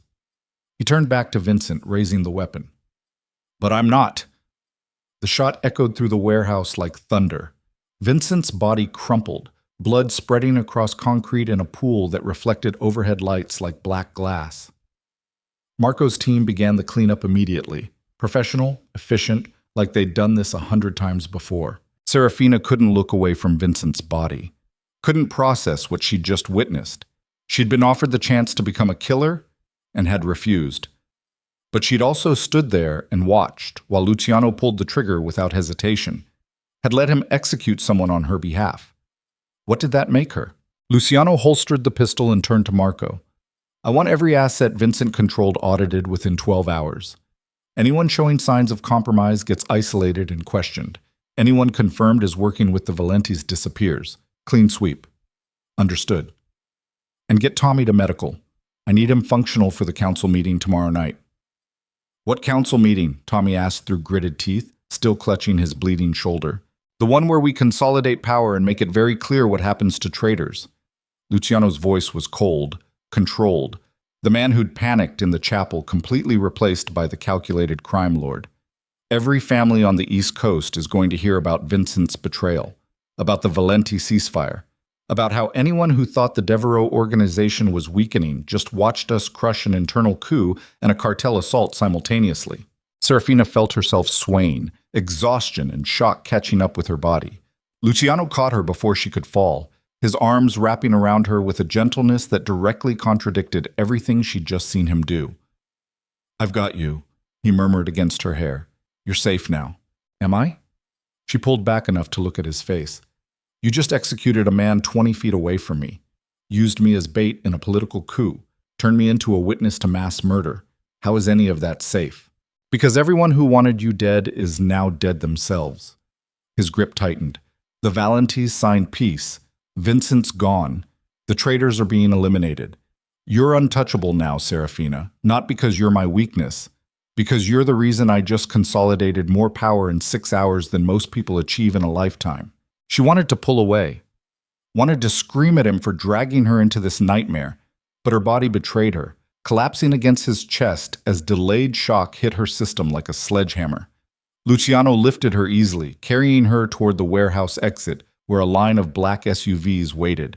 She caught glimpses of the carnage as they passed, bodies being bagged, blood being hosed down, evidence being systematically destroyed, the machinery of organized crime cleaning up after itself. They drove back to the compound in silence, Luciano's arms wrapped around her in the back seat, his phone constantly buzzing with updates he ignored completely. His attention stayed fixed on her, like if he looked away for even a second, she might disappear again. When they finally reached the compound, Seraphina expected him to take her back to her room. Instead, he carried her to his own quarters, a massive suite that looked more like a command center than a bedroom, with computer screens on one wall and enough security monitors to watch the entire estate. He set her down gently on the edge of a bed that could have fit 6 people, kneeling in front of her to meet her eyes directly. I need you to understand something, he said quietly. What happened tonight, all of it, was necessary. Vincent had to die. The traitors had to be eliminated. The Valentis had to be broken. Because the alternative was watching you die along with everyone I care about. You keep saying that like it justifies everything. Seraphina's voice cracked. Like violence is just an acceptable cost of survival. In our world, it is. Then maybe we're in the wrong world. Luciano's expression cracked slightly. You think I don't know that? You think I haven't spent 15 years wishing I could be anything other than what I am? But this is the reality, Seraphina. This is the life we were both born into, and the only choice we have is whether we survive it or get destroyed by it. She looked at him. This man who'd humiliated her, saved her, used her, protected her, executed people on her behalf without hesitation. This walking contradiction who'd somehow become the center of her entire existence in the span of 4 months. I can't do this, she whispered. I can't be the person who stands by while people die, who participates in wars and betrayals and executions. I'm not built for it, Luciano. I'm not like you. I know. He took her hands gently, his thumbs brushing over the raw wounds on her wrists where zip ties had cut. That's why you're the only thing keeping me human, because every time I look at you, I remember there's supposed to be more to life than survival and violence. You're the proof that something better might actually exist. That's too much pressure. Tears burned down her face. You can't make me responsible for your humanity. That's not fair. Nothing about this is fair. But it's what we have. Luciano stood, pulling her up with him. The wedding is still happening tomorrow night. Not because I'm forcing you, not because your father needs the alliance, but because I'm asking you to choose this life with your eyes open, knowing exactly what I am and what our future looks like. If you say no, I'll still protect you. I'll still destroy anyone who tries to hurt you, but the marriage becomes purely political again. And if I say yes, then you become my partner in every sense of the word. You sit in on strategy meetings. You have equal say in organizational decisions. You become as powerful as I am, with all the protection and danger that entails. You stop being the girl who needs saving and become the woman who helps me run an empire. Seraphina stared at him, her mind racing through impossible calculations. Part of her wanted to run, to demand he send her somewhere safe and normal, where people didn't get kidnapped and executions didn't happen in warehouses. But another part of her, the part that had emerged over the past 4 months, that had refused to be broken by humiliation or terror, wanted to stay. Wanted to understand this world she'd been thrust into. Wanted to prove she could survive it on her own terms. I need time, she said finally, to process everything, to figure out if I can actually live with what happened tonight. Luciano nodded, his expression carefully neutral despite the fear she could see lurking in his eyes. The ceremony is tomorrow at 8. If you show up, I know your answer. If you don't, I'll understand." He started to leave, giving her space. "Luciano." He stopped at the door, not turning around. "Vincent was right about one thing," Seraphina said quietly. "Loving someone in your world is a weapon that gets used against you. Your mother proved that. Tonight proved it. How are we supposed to build anything real when every enemy you have will try to use me to destroy you?" Luciano was quiet for a long moment. When he finally spoke, his voice was raw with something she'd never heard from him before.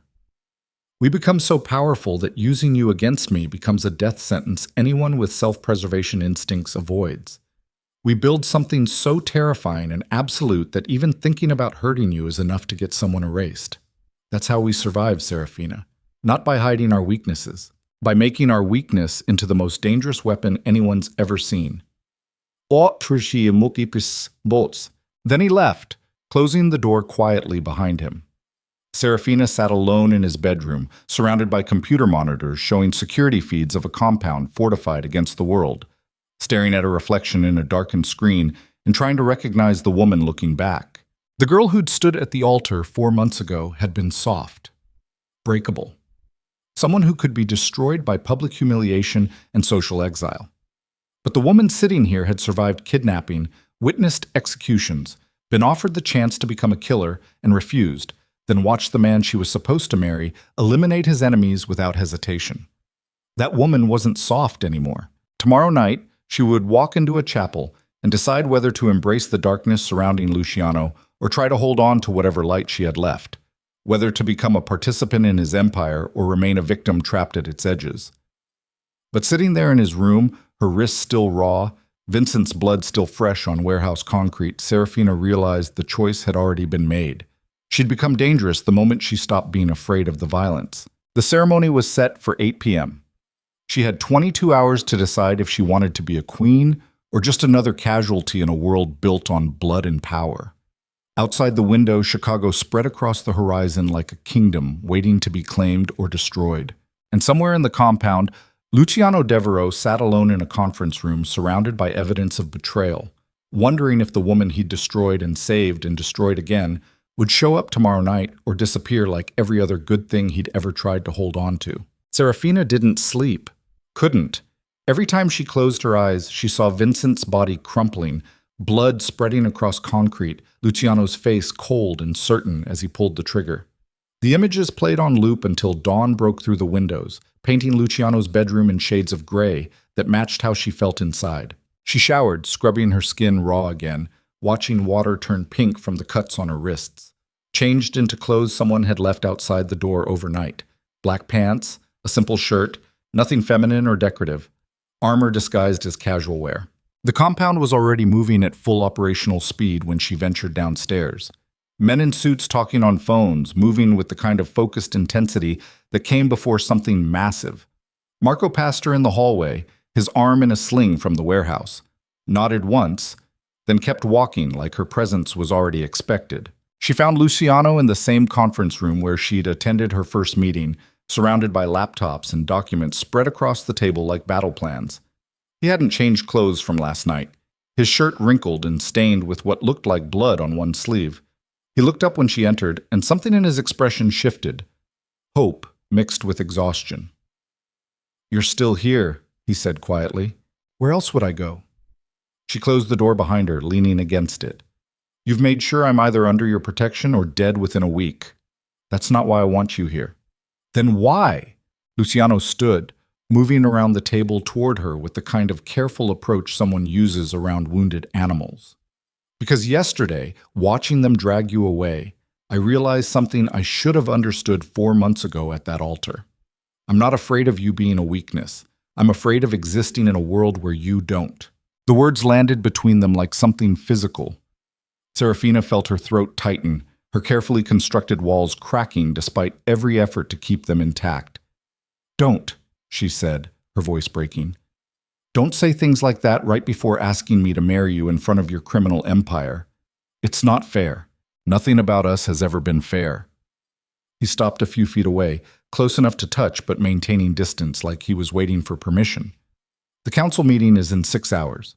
Every major family will have representatives there. They're expecting to see strength, unity, Proof that the Devereux organization survived the coup attempt stronger than before. And I'm the proof. You're the partner. His jaw tightened. I meant what I said last night. If you walk into that chapel tonight, you're not a trophy or a political asset. You're my equal in every decision that matters. The captains will answer to you the same way they answer to me. The empire becomes ours, Seraphina. All of it. She wanted to ask what happened if she said no. Wanted to test whether his protection was conditional or genuine. But looking at his face, exhausted, vulnerable in a way she'd never seen, she realized the answer didn't matter. She'd already made her choice in the warehouse when she'd refused to kill Vincent. When she'd stood there and watched Luciano execute a traitor on her behalf and hadn't run screaming, when she'd spent the night in his bedroom surrounded by security monitors instead of demanding he send her somewhere safe and distant. "What time's the ceremony?" she asked. Relief flooded Luciano's expression so completely it was almost painful to witness. 8. Private chapel. Just the officiant and 2 witnesses like before. He paused. "Your father's already here. Arrived an hour ago. He's been asking to see you." "I'm sure he has." Bitterness crept into her voice. "Wants to make sure his investment is paying off. He was crying when I told him you were safe. Actually broke down in my office. Whatever else he is, Seraphina, he loves you. Might express it through terrible decisions and political maneuvering, but it's real." She didn't want to think about her father's love right now. Didn't want to process the complicated tangle of resentment and obligation that relationship had become. "Tell me about the council meeting," she said instead. "What am I walking into?" Luciano's expression shifted back to business mode instantly. Representatives from every major East Coast family, some Midwest interests, a few West Coast observers since the Valenti situation affects them. They'll be expecting me to explain Vincent's betrayal, demonstrate organizational stability, and prove the alliance with your family is legitimate. So I'm there as evidence. You're there as my wife and co-leader of this organization. Anyone who treats you like decorative leverage will find themselves very quickly excluded from future opportunities. He moved back to the table, pulling up a document on one of the laptops. I've prepared remarks about the coup attempt, the Valenti ceasefire, and the consolidation of power. But there's one more element we need to address. What element? The captains who were helping Vincent, the ones still alive. Luciano's voice went cold. We arrested 4 of them last night. They're being held in the basement waiting for judgment. The council needs to see what happens to traitors, needs to understand that betraying the Devereux organization is a death sentence. Seraphina felt ice slide down her spine. You're going to execute them during the meeting. I'm going to offer them the chance to confess publicly and die quickly, or refuse and die slowly. Either way, the council watches. Either way, the message is clear. That's barbaric. That's survival. He looked up at her, his expression hard.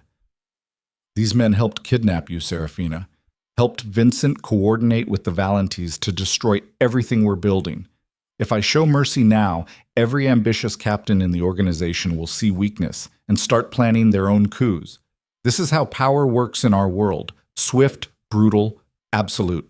She wanted to argue, wanted to tell him there had to be another way. But standing there looking at him, remembering the warehouse, understanding the reality of what she was agreeing to, she realized he was right. This was their world. These were the rules. I want to see them, she said suddenly. Luciano's eyes widened. The prisoners? If I'm going to be part of judging them tonight, I need to look them in the face first, need to understand who they are beyond just traitors in a report. Seraphina, you said equal partnership. This is me taking you up on that. She crossed her arms, forcing steel into her voice. Take me to the basement. Let me see what betrayal looks like before I stand next to you while you execute it. Something complicated moved across Luciano's face, concern mixed with what looked like pride. All right, but stay close to me. These men know they're dead already. That makes them unpredictable. He led her through the compound's maze of hallways, down 2 flights of stairs into a basement that looked more like a bunker. Concrete walls, reinforced doors. Guards stationed at intervals with weapons visible. They passed rooms that looked like holding cells until Luciano stopped at a door near the end of the corridor.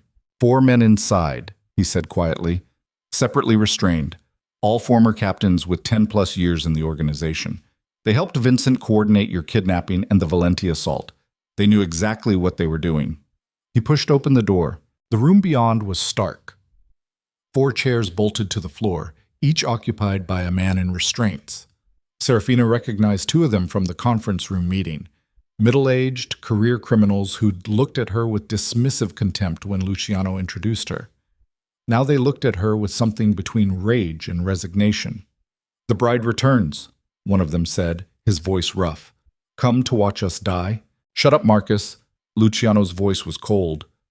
"You lost the right to speak when you helped Vincent coordinate an ambush." "We were trying to save the organization from your weakness." Marcus spat blood onto the concrete floor. "You turned this empire into a joke the moment you let sentiment compromise your judgment. Vincent understood that. Understood what your father built and what you were destroying by playing house with a girl young enough to be." Luciano crossed the room in 3 steps and backhanded Marcus hard enough to snap his head sideways. Blood sprayed from split lips. The other 3 prisoners flinched but didn't speak. "Try that again," Luciano said quietly, "and I'll make your death last 3 days instead of 3 seconds. Seraphina forced herself to step closer, studying each man's face. They were scared despite their bravado, sweating, breathing too fast. Men who'd probably killed dozens of people over their careers, now reduced to prisoners waiting for execution. "Did you know what they were planning to do with me?" she asked Marcus. "After they kidnapped me from the chapel?" Marcus looked at her with open contempt. "You were bait, a tool. Your life or death didn't matter beyond how it affected Luciano's decision-making. That's all you'll ever be in this world, sweetheart, a weakness wrapped in silk." "Wrong answer." Seraphina turned to Luciano, her voice steady despite the rage burning in her chest. "He dies last. Make sure he watches the others first." Luciano's expression shifted to something between surprise and dark satisfaction. "You're sure?" "Completely." Marcus started laughing, a wet, desperate sound. "See? She's already becoming one of you. Give it 6 months and she'll be ordering executions like she's picking dinner options. That's what this life does, turns everyone into monsters." "Maybe," Seraphina said quietly. "Or maybe I'm just done being treated like I'm too delicate for the reality I'm part of. You wanted to use me as a weapon against Luciano. Now I'm choosing to be a weapon he wields willingly. That's the difference between you and me, Marcus. I'm not a weakness. I'm the reason he became unstoppable." She walked out of the basement before anyone could respond, her hand shaking but her head high. Luciano caught up with her halfway up the stairs, grabbing her arm gently. "Are you all right?" "No?" She pulled away, not from anger, but from needing space to breathe. "I just ordered a man's death, told you to make him suffer. And the worst part is I meant it, Luciano. I actually meant it. He helped arrange your kidnapping, participated in a coup that could have gotten dozens of people killed. Treating him with mercy wouldn't make you noble. It would make you naive." "I know that." Her voice cracked. "That's what terrifies me. 3 months ago, I would have been horrified by everything happening right now. But standing in that room, looking at those men who treated me like disposable leverage, all I felt was cold satisfaction that they're going to die for it. What does that make me?" Luciano cupped her face with both hands, forcing her to meet his eyes. "It makes you someone strong enough to survive in a world that eats weakness alive. It makes you exactly what you need to be to stand beside me tonight in front of every criminal power broker on the East Coast and prove we're untouchable together." "I'm terrified I'm going to lose myself completely." "Then hold on to me." His voice was raw, desperate. "Because I'm terrified of the same thing. But at least if we're both monsters, we're monsters who chose each other." The words shouldn't have been comforting, shouldn't have felt like an anchor in the chaos consuming her life. But somehow, they did. Seraphina kissed him. Not gently, not tentatively. With all the rage and fear and desperate need for something real in a world built on lies. Luciano responded immediately, pulling her against him like she was the only thing keeping him standing, one hand tangled in her hair while the other wrapped around her waist. When they finally broke apart, both breathing hard, she could see the same desperate hunger in his eyes that she felt burning in her chest. "The ceremony," she said, her voice hoarse. "Tonight, I'm saying yes. Not because I forgive you for the altar. Not because I think this is healthy or sane or anything close to normal. But because I'd rather be a monster standing beside you than a victim destroyed by refusing to adapt." Seraphina took in, but I want something in return. She pressed a finger to his lips, cutting off whatever he was going to say. After tonight, after the council sees us united, and the traitors are executed, and everyone understands what we've become, I want out occasionally. Want the ability to do something that isn't about violence and power. I want to build something that helps people instead of destroying them. A foundation. Programs for women escaping exploitation. Something that proves I haven't completely lost every piece of who I used to be. Luciano studied her face for a long moment, then nodded. Whatever you want. Whatever keeps the best parts of you alive despite everything I'm pulling you into. I'll fund it, protect it, make sure it succeeds. You have my word. Then we have a deal.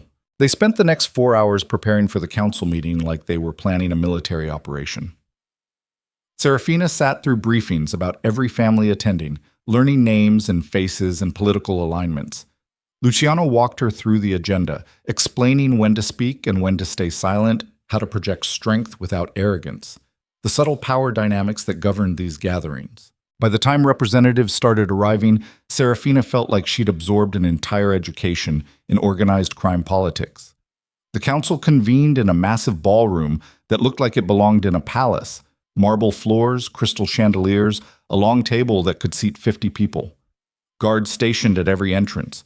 No weapons visible, but everyone knew they were there. Seraphina stood beside Luciano at the head of the table, watching as men and women in expensive suits filed in. She recognized some faces from her father's world. Others were strangers whose reputations arrived before they did. Killers disguised as business people. Empires built on blood masquerading as legitimate enterprises. Her father arrived with 2 of his captains, his expression carefully neutral when their eyes met. He nodded once, acknowledgement, maybe approval, possibly just survival instinct. When everyone was seated, Luciano began. Thank you for coming on short notice. His voice carried across the ballroom with absolute authority. Recent events have required immediate consolidation and clarity about the Devereux organization's position going forward. He spent 10 minutes detailing Vincent's betrayal with surgical precision. Names, evidence, the scope of the conspiracy. Every family representative listened in silence, their expressions ranging from shocked to calculating. This was information that would reshape alliances across the East Coast. Then Luciano gestured toward Seraphina. Many of you know Seraphina Moretti. Some witnessed the complications surrounding our first wedding attempt. What you need to understand now is that she is not a political convenience or decorative alliance. As of tonight, she becomes my wife and equal partner in all organizational decisions. Anyone who fails to treat her with appropriate respect will find themselves excluded from future cooperation. The room stayed silent, but Seraphina could feel the weight of every gaze assessing her, measuring, judging whether she was actually capable of the role Luciano described or just another mobster's trophy. Time to prove which one she was. The Valenti situation has been resolved, Seraphina said, her voice steady despite her racing pulse. They've signed a ceasefire that recognizes territorial boundaries and establishes protocols for dispute resolution. The violence that threatened multiple families over the past months ends tonight. And what guarantees do we have that they'll honor it? Someone asked, an older man representing Boston interests. The guarantee is that their leadership understands any future aggression will be met with the full resources of our combined organizations. She met his eyes directly. The Devereux-Moretti alliance isn't just political, it's operational. Any threat against one becomes a threat against both, with corresponding consequences. She could see respect slowly dawning in several faces around the table. This wasn't a girl playing dress-up. This was someone who understood power dynamics and spoke the language of their world fluently. What about internal threats? Another voice asked. Vincent wasn't alone in his betrayal. How do we know your organization is stable? Because we're about to demonstrate exactly what happens to traitors, Luciano said coldly. Marco, bring them in. The ballroom doors opened and 4 men were dragged inside by armed guards. The captains from the basement, still restrained, now forced to their knees in front of the assembled council. Marcus was bleeding from his earlier encounter with Luciano's fist, his expression alternating between defiant and terrified. These men participated in Vincent Carbone's coup attempt, Luciano announced to the room. They helped coordinate my wife's kidnapping, facilitated Valenti attacks against our operations. Betrayed oaths they took when they joined this organization. He pulled a pistol from inside his jacket, the movement casual but the implications devastating. The room went completely silent. Normally, I would handle this privately, but the scope of their betrayal requires public acknowledgement, requires everyone here to understand that the Devereux organization does not tolerate disloyalty at any level. Seraphina felt her stomach turn, but kept her expression neutral. This was the world she'd agreed to, the price of power and survival. Luciano walked to the first prisoner, a younger man Seraphina didn't recognize. Last words? I was following orders, the man gasped. Vincent said you were leading us into weakness, said the Moretti alliance would destroy everything. I was just... Luciano shot him through the head before he finished. The body crumpled. Blood sprayed across marble floors. Several people flinched, but no one protested. He moved to the second prisoner. You? Go to hell, the man spat. Luciano shot him without hesitation. 2 down. The third prisoner was crying, begging for mercy that everyone in the room knew wouldn't come. Luciano executed him quickly, almost mercifully compared to the psychological torture of waiting. Then he reached Marcus. Seraphina requested you die last, Luciano said quietly, crouching to Marcus's level. Wanted you to watch the others first. Understand what your betrayal cost. Marcus's defiance had cracked completely. Tears streamed down his face, his breathing ragged with terror. Please, I have a family, kids in college. Please don't. You should have thought about that before you helped kidnap my wife. Luciano stood, raising the pistol to Marcus's forehead. Wait! Seraphina's voice cut across the ballroom. Every eye turned toward her. Luciano lowered the gun slightly, his expression questioning. She walked forward until she stood beside him, looking down at Marcus's tear-stained face. This man had called her a weakness, had participated in her kidnapping, had dismissed her as nothing more than leverage to be used and discarded. You were wrong about me, she said quietly. I'm not a weakness Luciano needs to protect. I'm the reason he doesn't need to protect himself. She took the pistol from Luciano's hand, felt its weight, saw Marcus's eyes widen with horrified understanding. For a moment she hesitated. This was the line she'd refused to cross in the warehouse. The moment that would define whether she could actually survive in this world or would be destroyed by trying to maintain some illusion of innocence.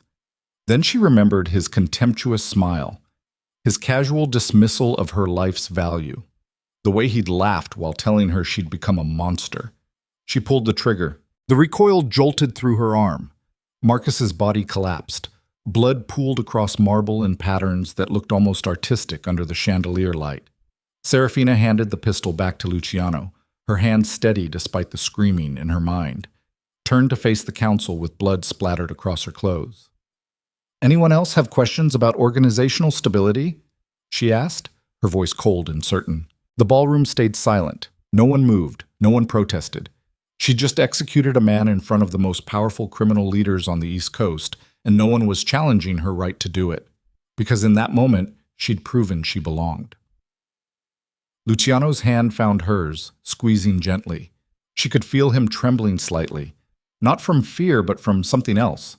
Pride, maybe, or horror at what she'd just become to survive beside him.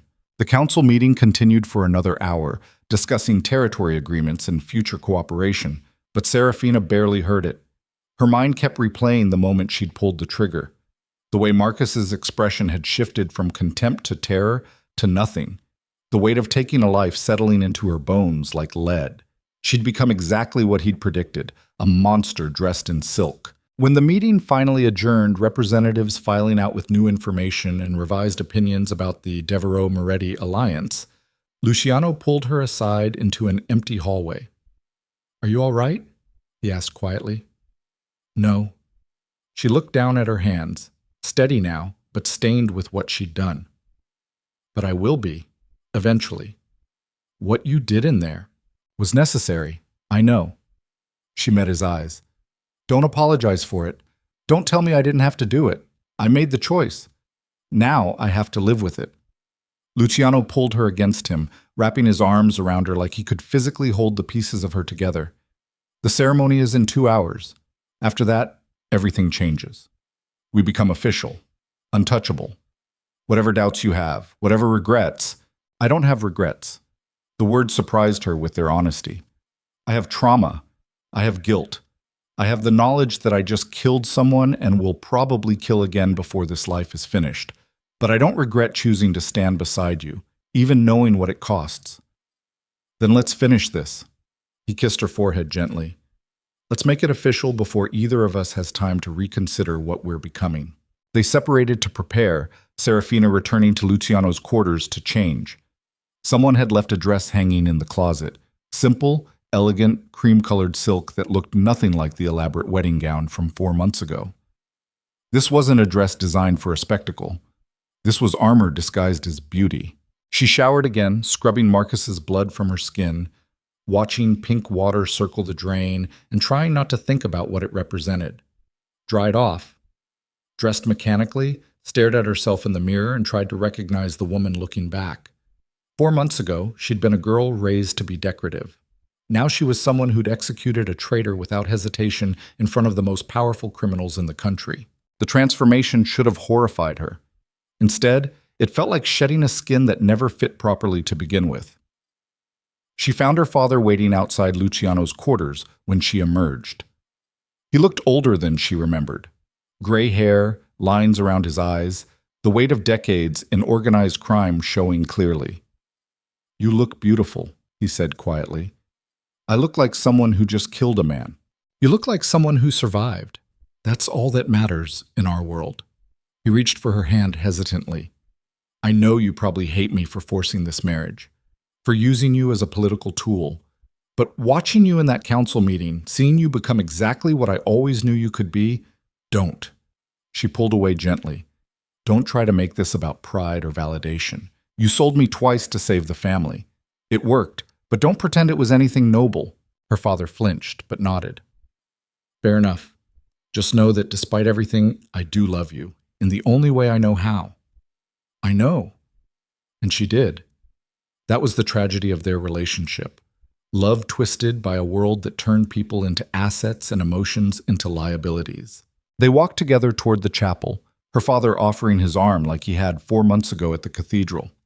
This time, the gesture felt less like ownership and more like farewell, like he understood she was walking toward something he couldn't follow her into. The chapel was exactly as she remembered from yesterday. Simple stone, stained glass catching late evening light, wooden pews.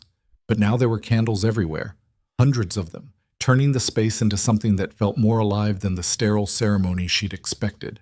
Luciano stood at the front dressed in a black suit, his expression carefully controlled but his eyes showing everything he was feeling. Relief, fear, desperate hope that she would actually walk down this aisle instead of running like every instinct probably screamed at her to do. Marco and Tommy stood as witnesses, both still bearing visible injuries from the warehouse battle. The officiant was an older man who looked uncomfortable performing a ceremony in a crime lord's private chapel, but knew better than to refuse.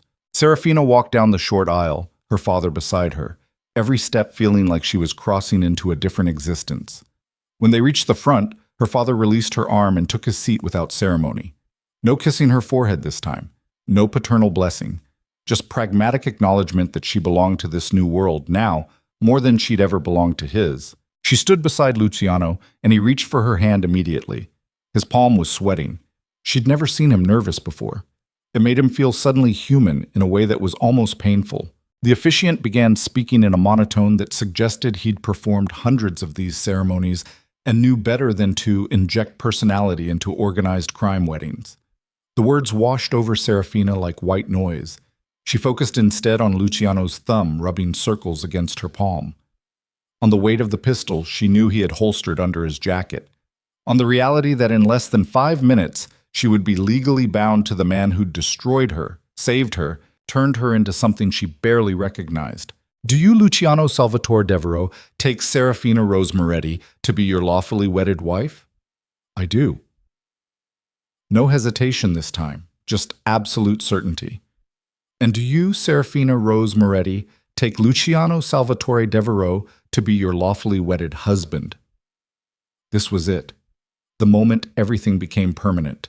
The choice between clinging to whoever she used to be or embracing what survival had turned her into. She looked at Luciano, this man who'd walked away from an altar out of fear, then torn Chicago apart to save her, then stood beside her while she became something terrifying to match him. "I do," she said, and felt the last pieces of her old life dissolve like smoke. "Then by the power vested in me, I now pronounce you husband and wife." Luciano kissed her before the officiant finished speaking, pulling her against him with desperate intensity. She responded with equal fervor, both of them clinging to each other like they were the only solid things in a world built on violence and temporary alliances. When they finally broke apart, Marco was already on his phone, confirming something urgent based on his expression. He approached Luciano, leaning close to whisper something that made Luciano's entire body go rigid. "What?" Seraphina asked, still slightly breathless from the kiss. Luciano's expression shifted to something cold and lethal.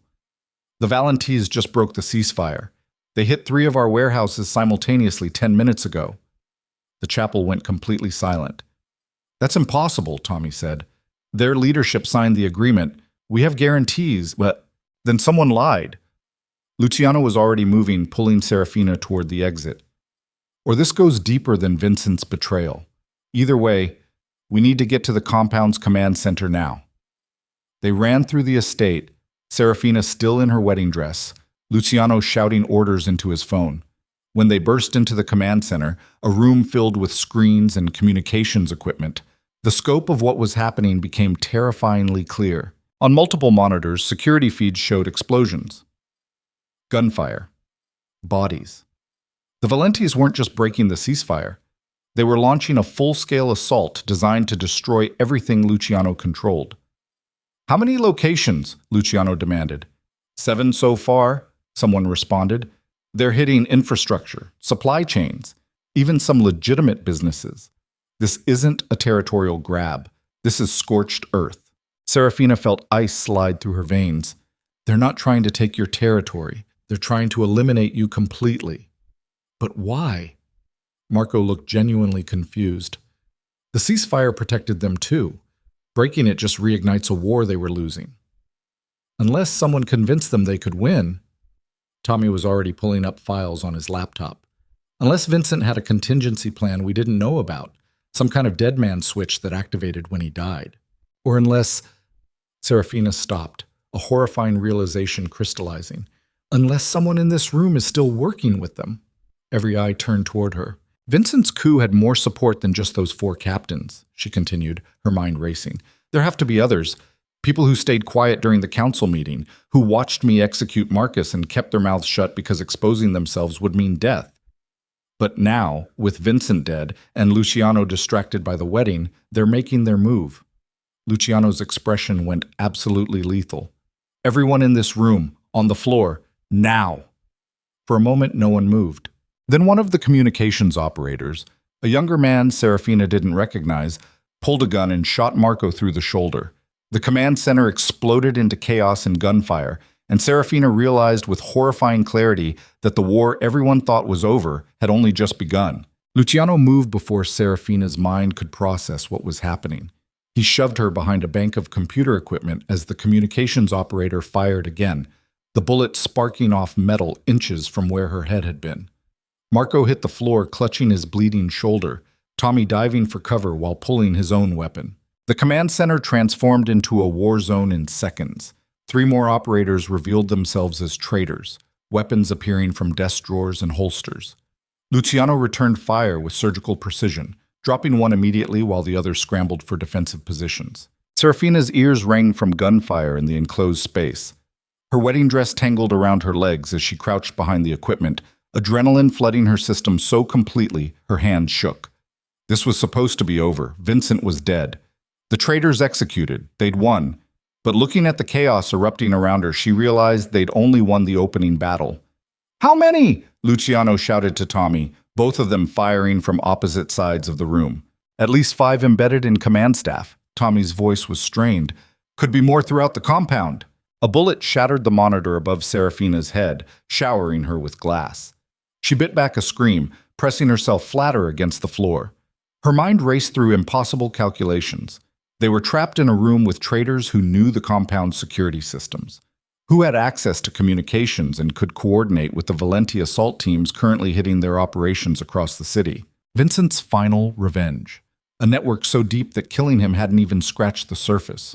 Marco managed to crawl toward her position, his face pale with blood loss, his good hand still clutching a pistol. "Can you shoot?" he gasped. "What?" "Can you shoot?" He shoved the weapon toward her. "Because we're outnumbered and I'm bleeding out, so either you learn real fast or we all die in the next 2 minutes. Seraphina took the gun with shaking hands. It was heavier than the one she'd used to execute Marcus. Felt more real somehow. She'd killed one man already tonight. Could she do it again while people were shooting back? One of the traitors emerged from behind a server rack, weapon raised toward Luciano's exposed back. Seraphina didn't think. Just raised Marco's pistol and fired 3 times, the recoil jolting through her arms. 2 shots went wide, but the third caught the man in the chest, spinning him backwards. Luciano turned, saw what she'd done, his expression shifting to something between horror and fierce pride. "Good girl. Now stay down." But staying down meant dying slowly. Seraphina could see it in the tactical situation unfolding. The traitors controlled the room's exits, had superior positions. Luciano and Tommy were running out of ammunition, trading fire with enemies who could afford to wait them out. She needed to change the equation. Her eyes fell on the main security terminal. Still active, still controlling cameras and locks throughout the compound. If she could reach it, could trigger the automated lockdown protocols, they could trap the traitors inside while sealing off the command center from external assault. "Luciano!" She had to scream to be heard over gunfire. "The security terminal. I can lock them in." "You'll be exposed for 10 seconds crossing that space. Then cover me for 10 seconds. Before he could argue, she was moving. Shed the bottom half of her wedding dress entirely, ripping silk away so she could run. Sprinted toward the terminal in bare feet while Luciano and Tommy unleashed covering fire that forced the traitors to duck. Bullets chased her across the room, punching holes in equipment and walls. One grazed her arm, white-hot pain that she ignored completely. She slammed into the terminal, fingers flying across the keyboard, entering the lockdown code Luciano had shown her during security briefings. The system fought her. Someone had changed the access protocols. She could see traitor code buried in the system architecture, designed to prevent exactly what she was trying to do. But whoever had written it hadn't counted on Seraphina Moretti spending years watching her father's IT specialist work. Hadn't anticipated that the decorative daughter actually understood system vulnerabilities. She bypassed 3 security layers in 15 seconds, rerouted authorization through a backdoor exploit, and slammed her hand on the manual override. Steel shutters crashed down over every exit, blast doors sealed with hydraulic hisses. The traitors' communication headsets went dead as the room became a Faraday cage, cutting all external signals. And in 7 locations across the compound, automated defense systems activated, locking down corridors and trapping anyone not in authorized zones. The gunfire stopped. 5 remaining traitors stared at sealed exits, their expressions shifting from confident to trapped. Luciano stood slowly from cover, his pistol trained on the nearest one. "You were saying something about scorched earth?" His voice was cold as winter. "Let's discuss that." What followed was less combat than systematic execution. The traitors tried to fight, tried to bargain, tried to run toward exits that wouldn't open. It didn't matter. Luciano moved through them like death had learned to hunt, each kill precise and merciless. Seraphina watched from behind the terminal, gun still in her hands, understanding on a fundamental level that this was who Luciano actually was. Not the man who'd been tender with her in private moments, not the husband who'd kissed her in a chapel.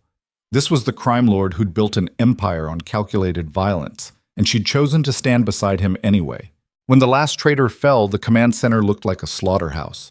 Blood on walls, bodies sprawled across equipment, the smell of gunpowder thick enough to choke on. Tommy was on the floor trying to stop Marco's bleeding with his own shirt. Luciano stood in the center of the carnage, breathing hard, his wedding suit destroyed. "Status," he demanded, the word barely more than a growl. Tommy pulled up data on a still-functional laptop with shaking hands. "The Valenti assault teams are locked outside the compound perimeter. Your automated lockdown trapped them in kill zones. Security teams are engaging now, but..." He stopped, his face going pale. But what?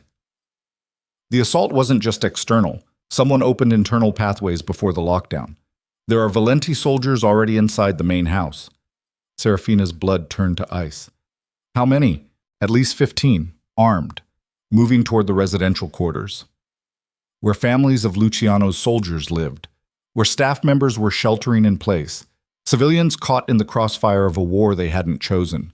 Luciano reloaded his pistol with mechanical precision. Marco stays here with Tommy. Everyone else capable of holding a weapon comes with me. We're clearing the house room by room. Luciano, Tommy started. This ends tonight.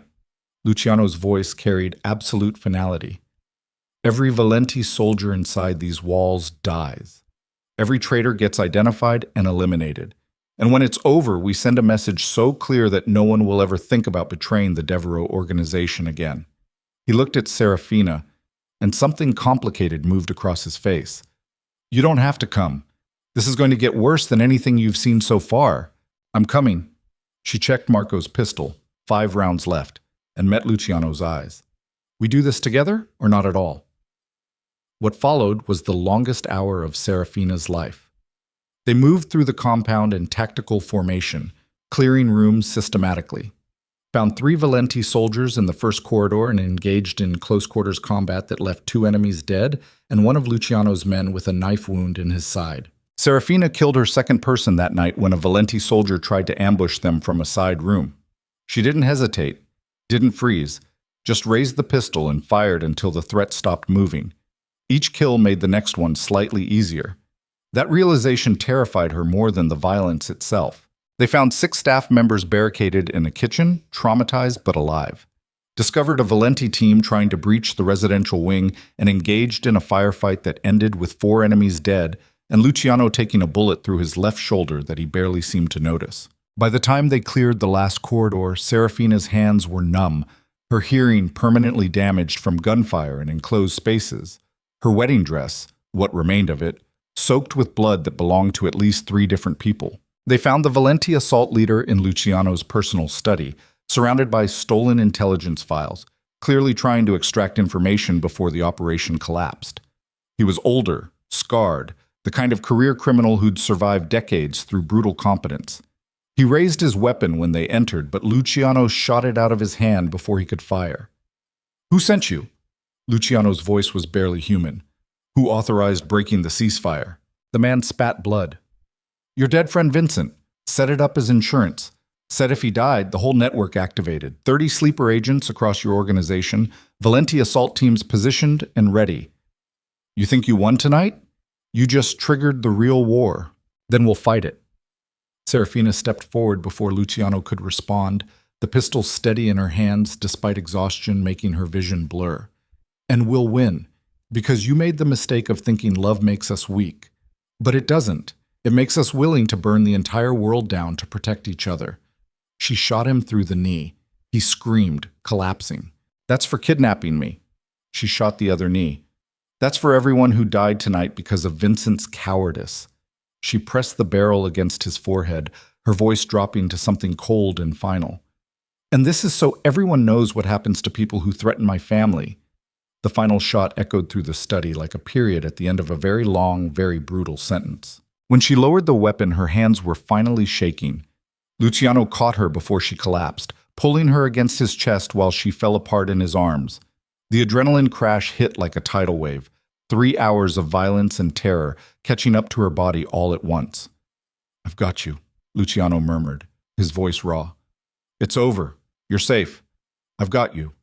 But it wasn't really over. Not yet.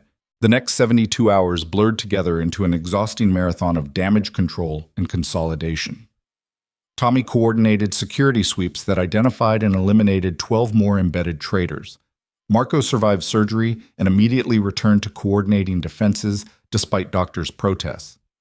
Seraphina's father mobilized Moretti resources to help secure territory while investigations continued. The Valenti cartel leadership sent formal surrender terms after learning their assault had failed catastrophically. Luciano dictated terms so punishing that several crime families privately expressed concern he was overreaching. He didn't care. Made examples of everyone involved until the message became impossible to ignore. Attacking Luciano Devereux meant total annihilation. Attacking his wife meant something worse than death. By the time things stabilized enough for Seraphina to actually sleep for more than 2 hours consecutively, she'd been awake for nearly 4 days, her body running on adrenaline and caffeine and stubborn refusal to collapse while people needed her functional. She woke up in Luciano's bed, their bed now, she supposed, after the ceremony that felt like it had happened years ago instead of less than a week. Morning light filtered through bulletproof windows. Her arm was bandaged where a bullet had grazed her. Her hands were bruised from weapon recoil. Her entire body ached like she'd been hit by a truck. Luciano was already awake, sitting in a chair near the window with his shoulder bandaged, staring at something on his phone. He looked up when she stirred, and something in his expression softened. "How do you feel?" he asked quietly. "Like I killed 4 people in 72 hours. The words came out flat, honest. Like I crossed lines I didn't know existed and can't remember who I was before crossing them. Luciano set down his phone and moved to sit beside her on the bed. "I'm sorry. For all of it. For the altar. For the kidnapping. For turning you into someone who has blood on her hands before she's even 23 years old." "Don't apologize." Seraphina sat up slowly, her head pounding. "I made choices. Pulled triggers. Executed people. That's on me, Luciano, not you. But I created the situation that required those choices. And I chose to stay in it." She met his eyes directly. "I could have run, could have refused to adapt, could have held on to some fantasy that I was too good for this world. But I didn't. I became what I needed to be to survive, to stand beside you. That was my decision." Luciano's hand found hers, his thumb brushing over scraped knuckles. "Do you regret it?" She thought about that question for a long time. Thought about the girl who'd stood at an altar 4 months ago, naive and breakable. Thought about the woman who'd executed traitors and coordinated lockdowns and pulled triggers without hesitation when people she cared about were threatened. "No," she said finally. "I regret that the world forced me to become this, but I don't regret choosing to survive it with you." They sat in silence for a while, both processing everything that had happened. The violence, the betrayals, the moments they'd almost lost each other. The ceremony that had been interrupted by warfare and blood. "We never got a wedding night," Seraphina said eventually, a tired smile tugging at her lips. "Just murder and tactical operations. We can have one now. If you want. If you're not too exhausted." "I'm completely exhausted, but I also want something normal before we have to go back to running a criminal empire." She leaned against him, carefully avoiding his bandaged shoulder. "Tell me it gets easier, living with what we've done." "It doesn't." Luciano's voice was quiet, honest. "You just get better at carrying it, at functioning despite the weight, and having someone beside you who understands that weight helps more than anything else. Is that what we are now? 2 people carrying trauma together? We're 2 people who chose each other despite every reason not to, who became something terrifying and powerful together because the alternative was being destroyed separately."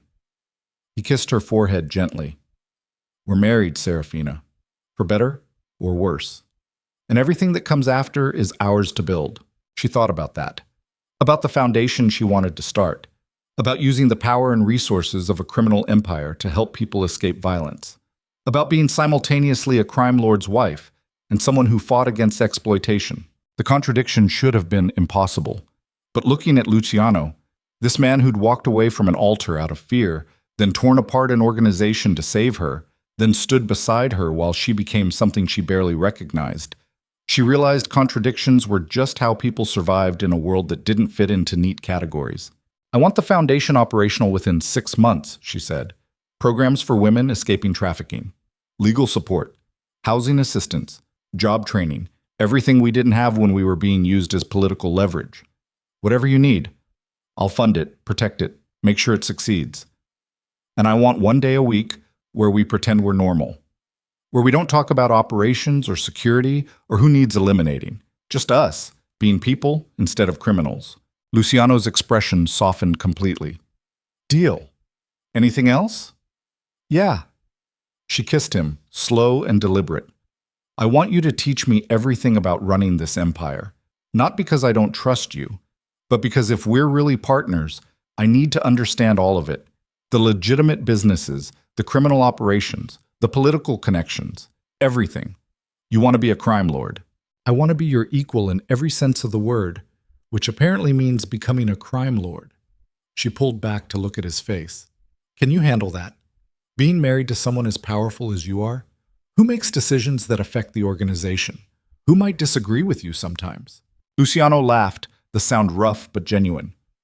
Can I handle being married to the woman who executed Marcus in front of every major crime family on the East Coast, then locked down an entire compound while being shot at, then killed 4 people over 72 hours without breaking? Seraphina, I'm terrified of you, in the best possible way. Good. She kissed him again, deeper this time. Fear means respect, and respect means partnership. What followed was tender, despite the violence they'd both survived. Careful despite exhaustion and injuries. 2 people claiming something normal in a world built on chaos, finding comfort in each other while the empire they'd fought for settled into its new configuration outside their bedroom door. Afterwards, lying tangled together in sheets that felt like the first peace either of them had known in months, Seraphina stared at the ceiling and tried to process who she'd become. 4 months ago, she'd been destroyed by public humiliation. Now she was someone crime families feared, someone who'd consolidated power through strategic violence and refused to be broken by anything thrown at her. The transformation should have horrified her. Instead, it felt like finally becoming who she was always meant to be. What are you thinking? Luciano asked quietly, his hand tracing idle patterns on her back. That your mother would have hated me. The words came out before she could stop them. She was killed because your father loved her too much. And here I am, the exact thing you were trying to avoid. The weakness that gets exploited. Luciano was quiet for a long moment. My mother was a civilian, had no understanding of the life she married into. Thought love could exist separately from violence in our world. His voice was careful, thoughtful. But you're not her, Seraphina. You understand exactly what this life costs. You've paid that cost willingly. You're not a weakness someone can exploit. You're a weapon I'm lucky enough to have pointed in the same direction as me. That's the most romantic thing anyone's ever said to me. It's the truth. He pulled her closer. You scare me, terrify me, make me question everything I thought I knew about power and survival. And I've never loved anything more in my entire life. The words landed between them with devastating weight. They'd said a lot of things to each other over the past 4 months. Accusations, confessions, desperate promises, but neither had said that word yet. Love. The thing that had destroyed Luciano's family, the thing that had nearly destroyed them. I love you too, Seraphina whispered. Even though you humiliated me, even though you turned me into a killer, even though loving you means living with violence and danger and never feeling completely safe, I love you anyway. That makes us both idiots, or survivors who found something worth surviving for. They stayed like that for a long time, holding each other in the quiet morning light, both understanding that this was as close to peace as their world would ever offer. Eventually, the real world intruded, phones buzzing with updates, meetings that couldn't be postponed, the machinery of running a criminal empire grinding forward regardless of personal moments. But something had shifted fundamentally. They weren't pretending anymore, weren't playing roles or maintaining appearances. They were exactly what they appeared to be. 2 people who'd chosen each other despite every reason not to, who'd become something powerful and terrifying together, who decided that love in their world meant being willing to burn everything down to protect it. 3 years later, Seraphina stood in the main office of the Moretti Devereux Foundation, looking at quarterly reports that showed 2,000 women helped escape exploitation, 500 placed in sustainable employment, 3 trafficking rings dismantled through information the foundation had gathered and quietly passed to federal investigators. The foundation operated in a gray area between legitimate charity and strategic intelligence gathering. Used resources from a criminal empire to fight against criminal enterprises. The irony wasn't lost on her. Neither was the fact that she was currently 5 months pregnant. Luciano appeared in the doorway, dressed for a meeting with Boston representatives, his expression softening the moment he saw her. 3 years of marriage had made them into something other crime families watched with equal parts fear and fascination. A partnership so absolute that attacking one meant declaring war on both. How's the morning going? He asked, moving to stand behind her, his hands resting gently on her swollen stomach. The foundation helped dismantle a trafficking ring in Baltimore last week. Federal prosecutors are using our evidence to build RICO cases against everyone involved. She leaned back against him, feeling their daughter kick. And I have a security meeting in an hour about the new legitimate acquisitions. Still no regrets about becoming a crime lord while running a charity organization? Not even a little. She turned in his arms to face him. Though I reserve the right to complain when this pregnancy makes it impossible to properly threaten people. Luciano laughed, kissing her forehead. You're terrifying even while pregnant, trust me. The foundation office overlooked Chicago's downtown, floor-to-ceiling windows showing a city they'd fought to control and now ruled through a combination of legitimate business and carefully managed criminal operations. They'd cleaned up some of the worst exploitation, redirected resources toward actually helping people, turned parts of the empire into something that occasionally resembled beneficial. They were still criminals, still ordered executions when necessary, still operated in a world built on violence and strategic brutality. But they'd created something within that world that actually mattered. That night, after meetings and operations and all the daily machinery of running an empire, they sat together in the nursery they'd built. Pale yellow walls, furniture that looked too innocent for a house protected by armed guards, windows bulletproof but designed to let in natural light. Your father called, Luciano said quietly. Wants to visit when the baby's born. Meet his granddaughter. Seraphina's relationship with her father had evolved into something complicated but functional. He'd never apologized for using her as political leverage. She'd never forgiven him completely, but they'd built something workable from the ruins. He can visit, under supervision, for 2 hours maximum. Fair enough. Luciano's hand found hers, the gesture automatic after 3 years. Have you thought about what we're going to tell her? When she's old enough to ask what we do? The truth. Seraphina's voice was certain. That we run a criminal organization. That we've done terrible things to survive and protect each other. That the world is complicated and messy and doesn't fit into categories of good and evil. And that despite all of it, we built something worth protecting. That's going to be a hell of a childhood. Better than being lied to. Better than growing up thinking the world is safe and fair, only to be destroyed the first time reality proves otherwise. She looked at him, this man who'd rejected her, saved her, turned her into something powerful and terrifying. We'll teach her to be strong, to understand violence without becoming consumed by it, to use power responsibly even when operating in a world that doesn't reward responsibility. We're going to screw this up so badly. Probably. She smiled despite the weight of what they were discussing. But we'll screw it up together, as partners, as equals, as two people who chose to build something real in a world designed to destroy anything genuine. They sat in the nursery until late into the night, making plans and contingencies, trying to figure out how to raise a child in an empire built on blood, while teaching her that love was worth the violence it sometimes required. It was impossible, contradictory, exactly the kind of challenge that should have broken them. But looking at Luciano, his hand on her stomach feeling their daughter move, his expression a mixture of terror and fierce protectiveness, Seraphina realized they'd already survived the impossible. Everything after this was just learning to live with what they'd become. The girl who'd been abandoned at an altar no longer existed. The crime lord who'd rejected love out of fear had transformed into something more complex. They'd destroyed each other and rebuilt something stronger from the ruins, had become exactly what the world tried to prevent them from being.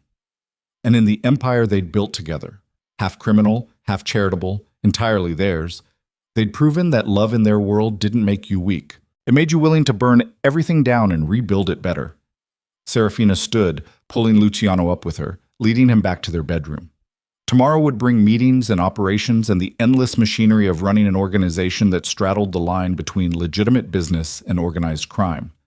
But tonight, they were just two people who'd survived impossible odds to choose each other, who'd become something terrifying and powerful and occasionally even good together, who'd learned that in a world built on violence and betrayal, the most dangerous thing you could be was someone willing to love anyway.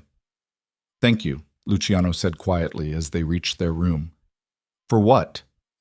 For not running, for staying, for becoming something strong enough to stand beside me even when it cost you everything you thought you were. Seraphina kissed him, slow and certain, tasting 3 years of survival and partnership and the kind of love that only existed in spaces where people had nothing left to lose. You didn't make me weak, she whispered against his lips, echoing words he'd said to her years ago in a compound under siege. You taught me what was worth burning the world down for. And in the empire they'd built from violence and desperation and the stubborn refusal to let fear win, they'd finally created the one thing neither of them believed they deserved: peace.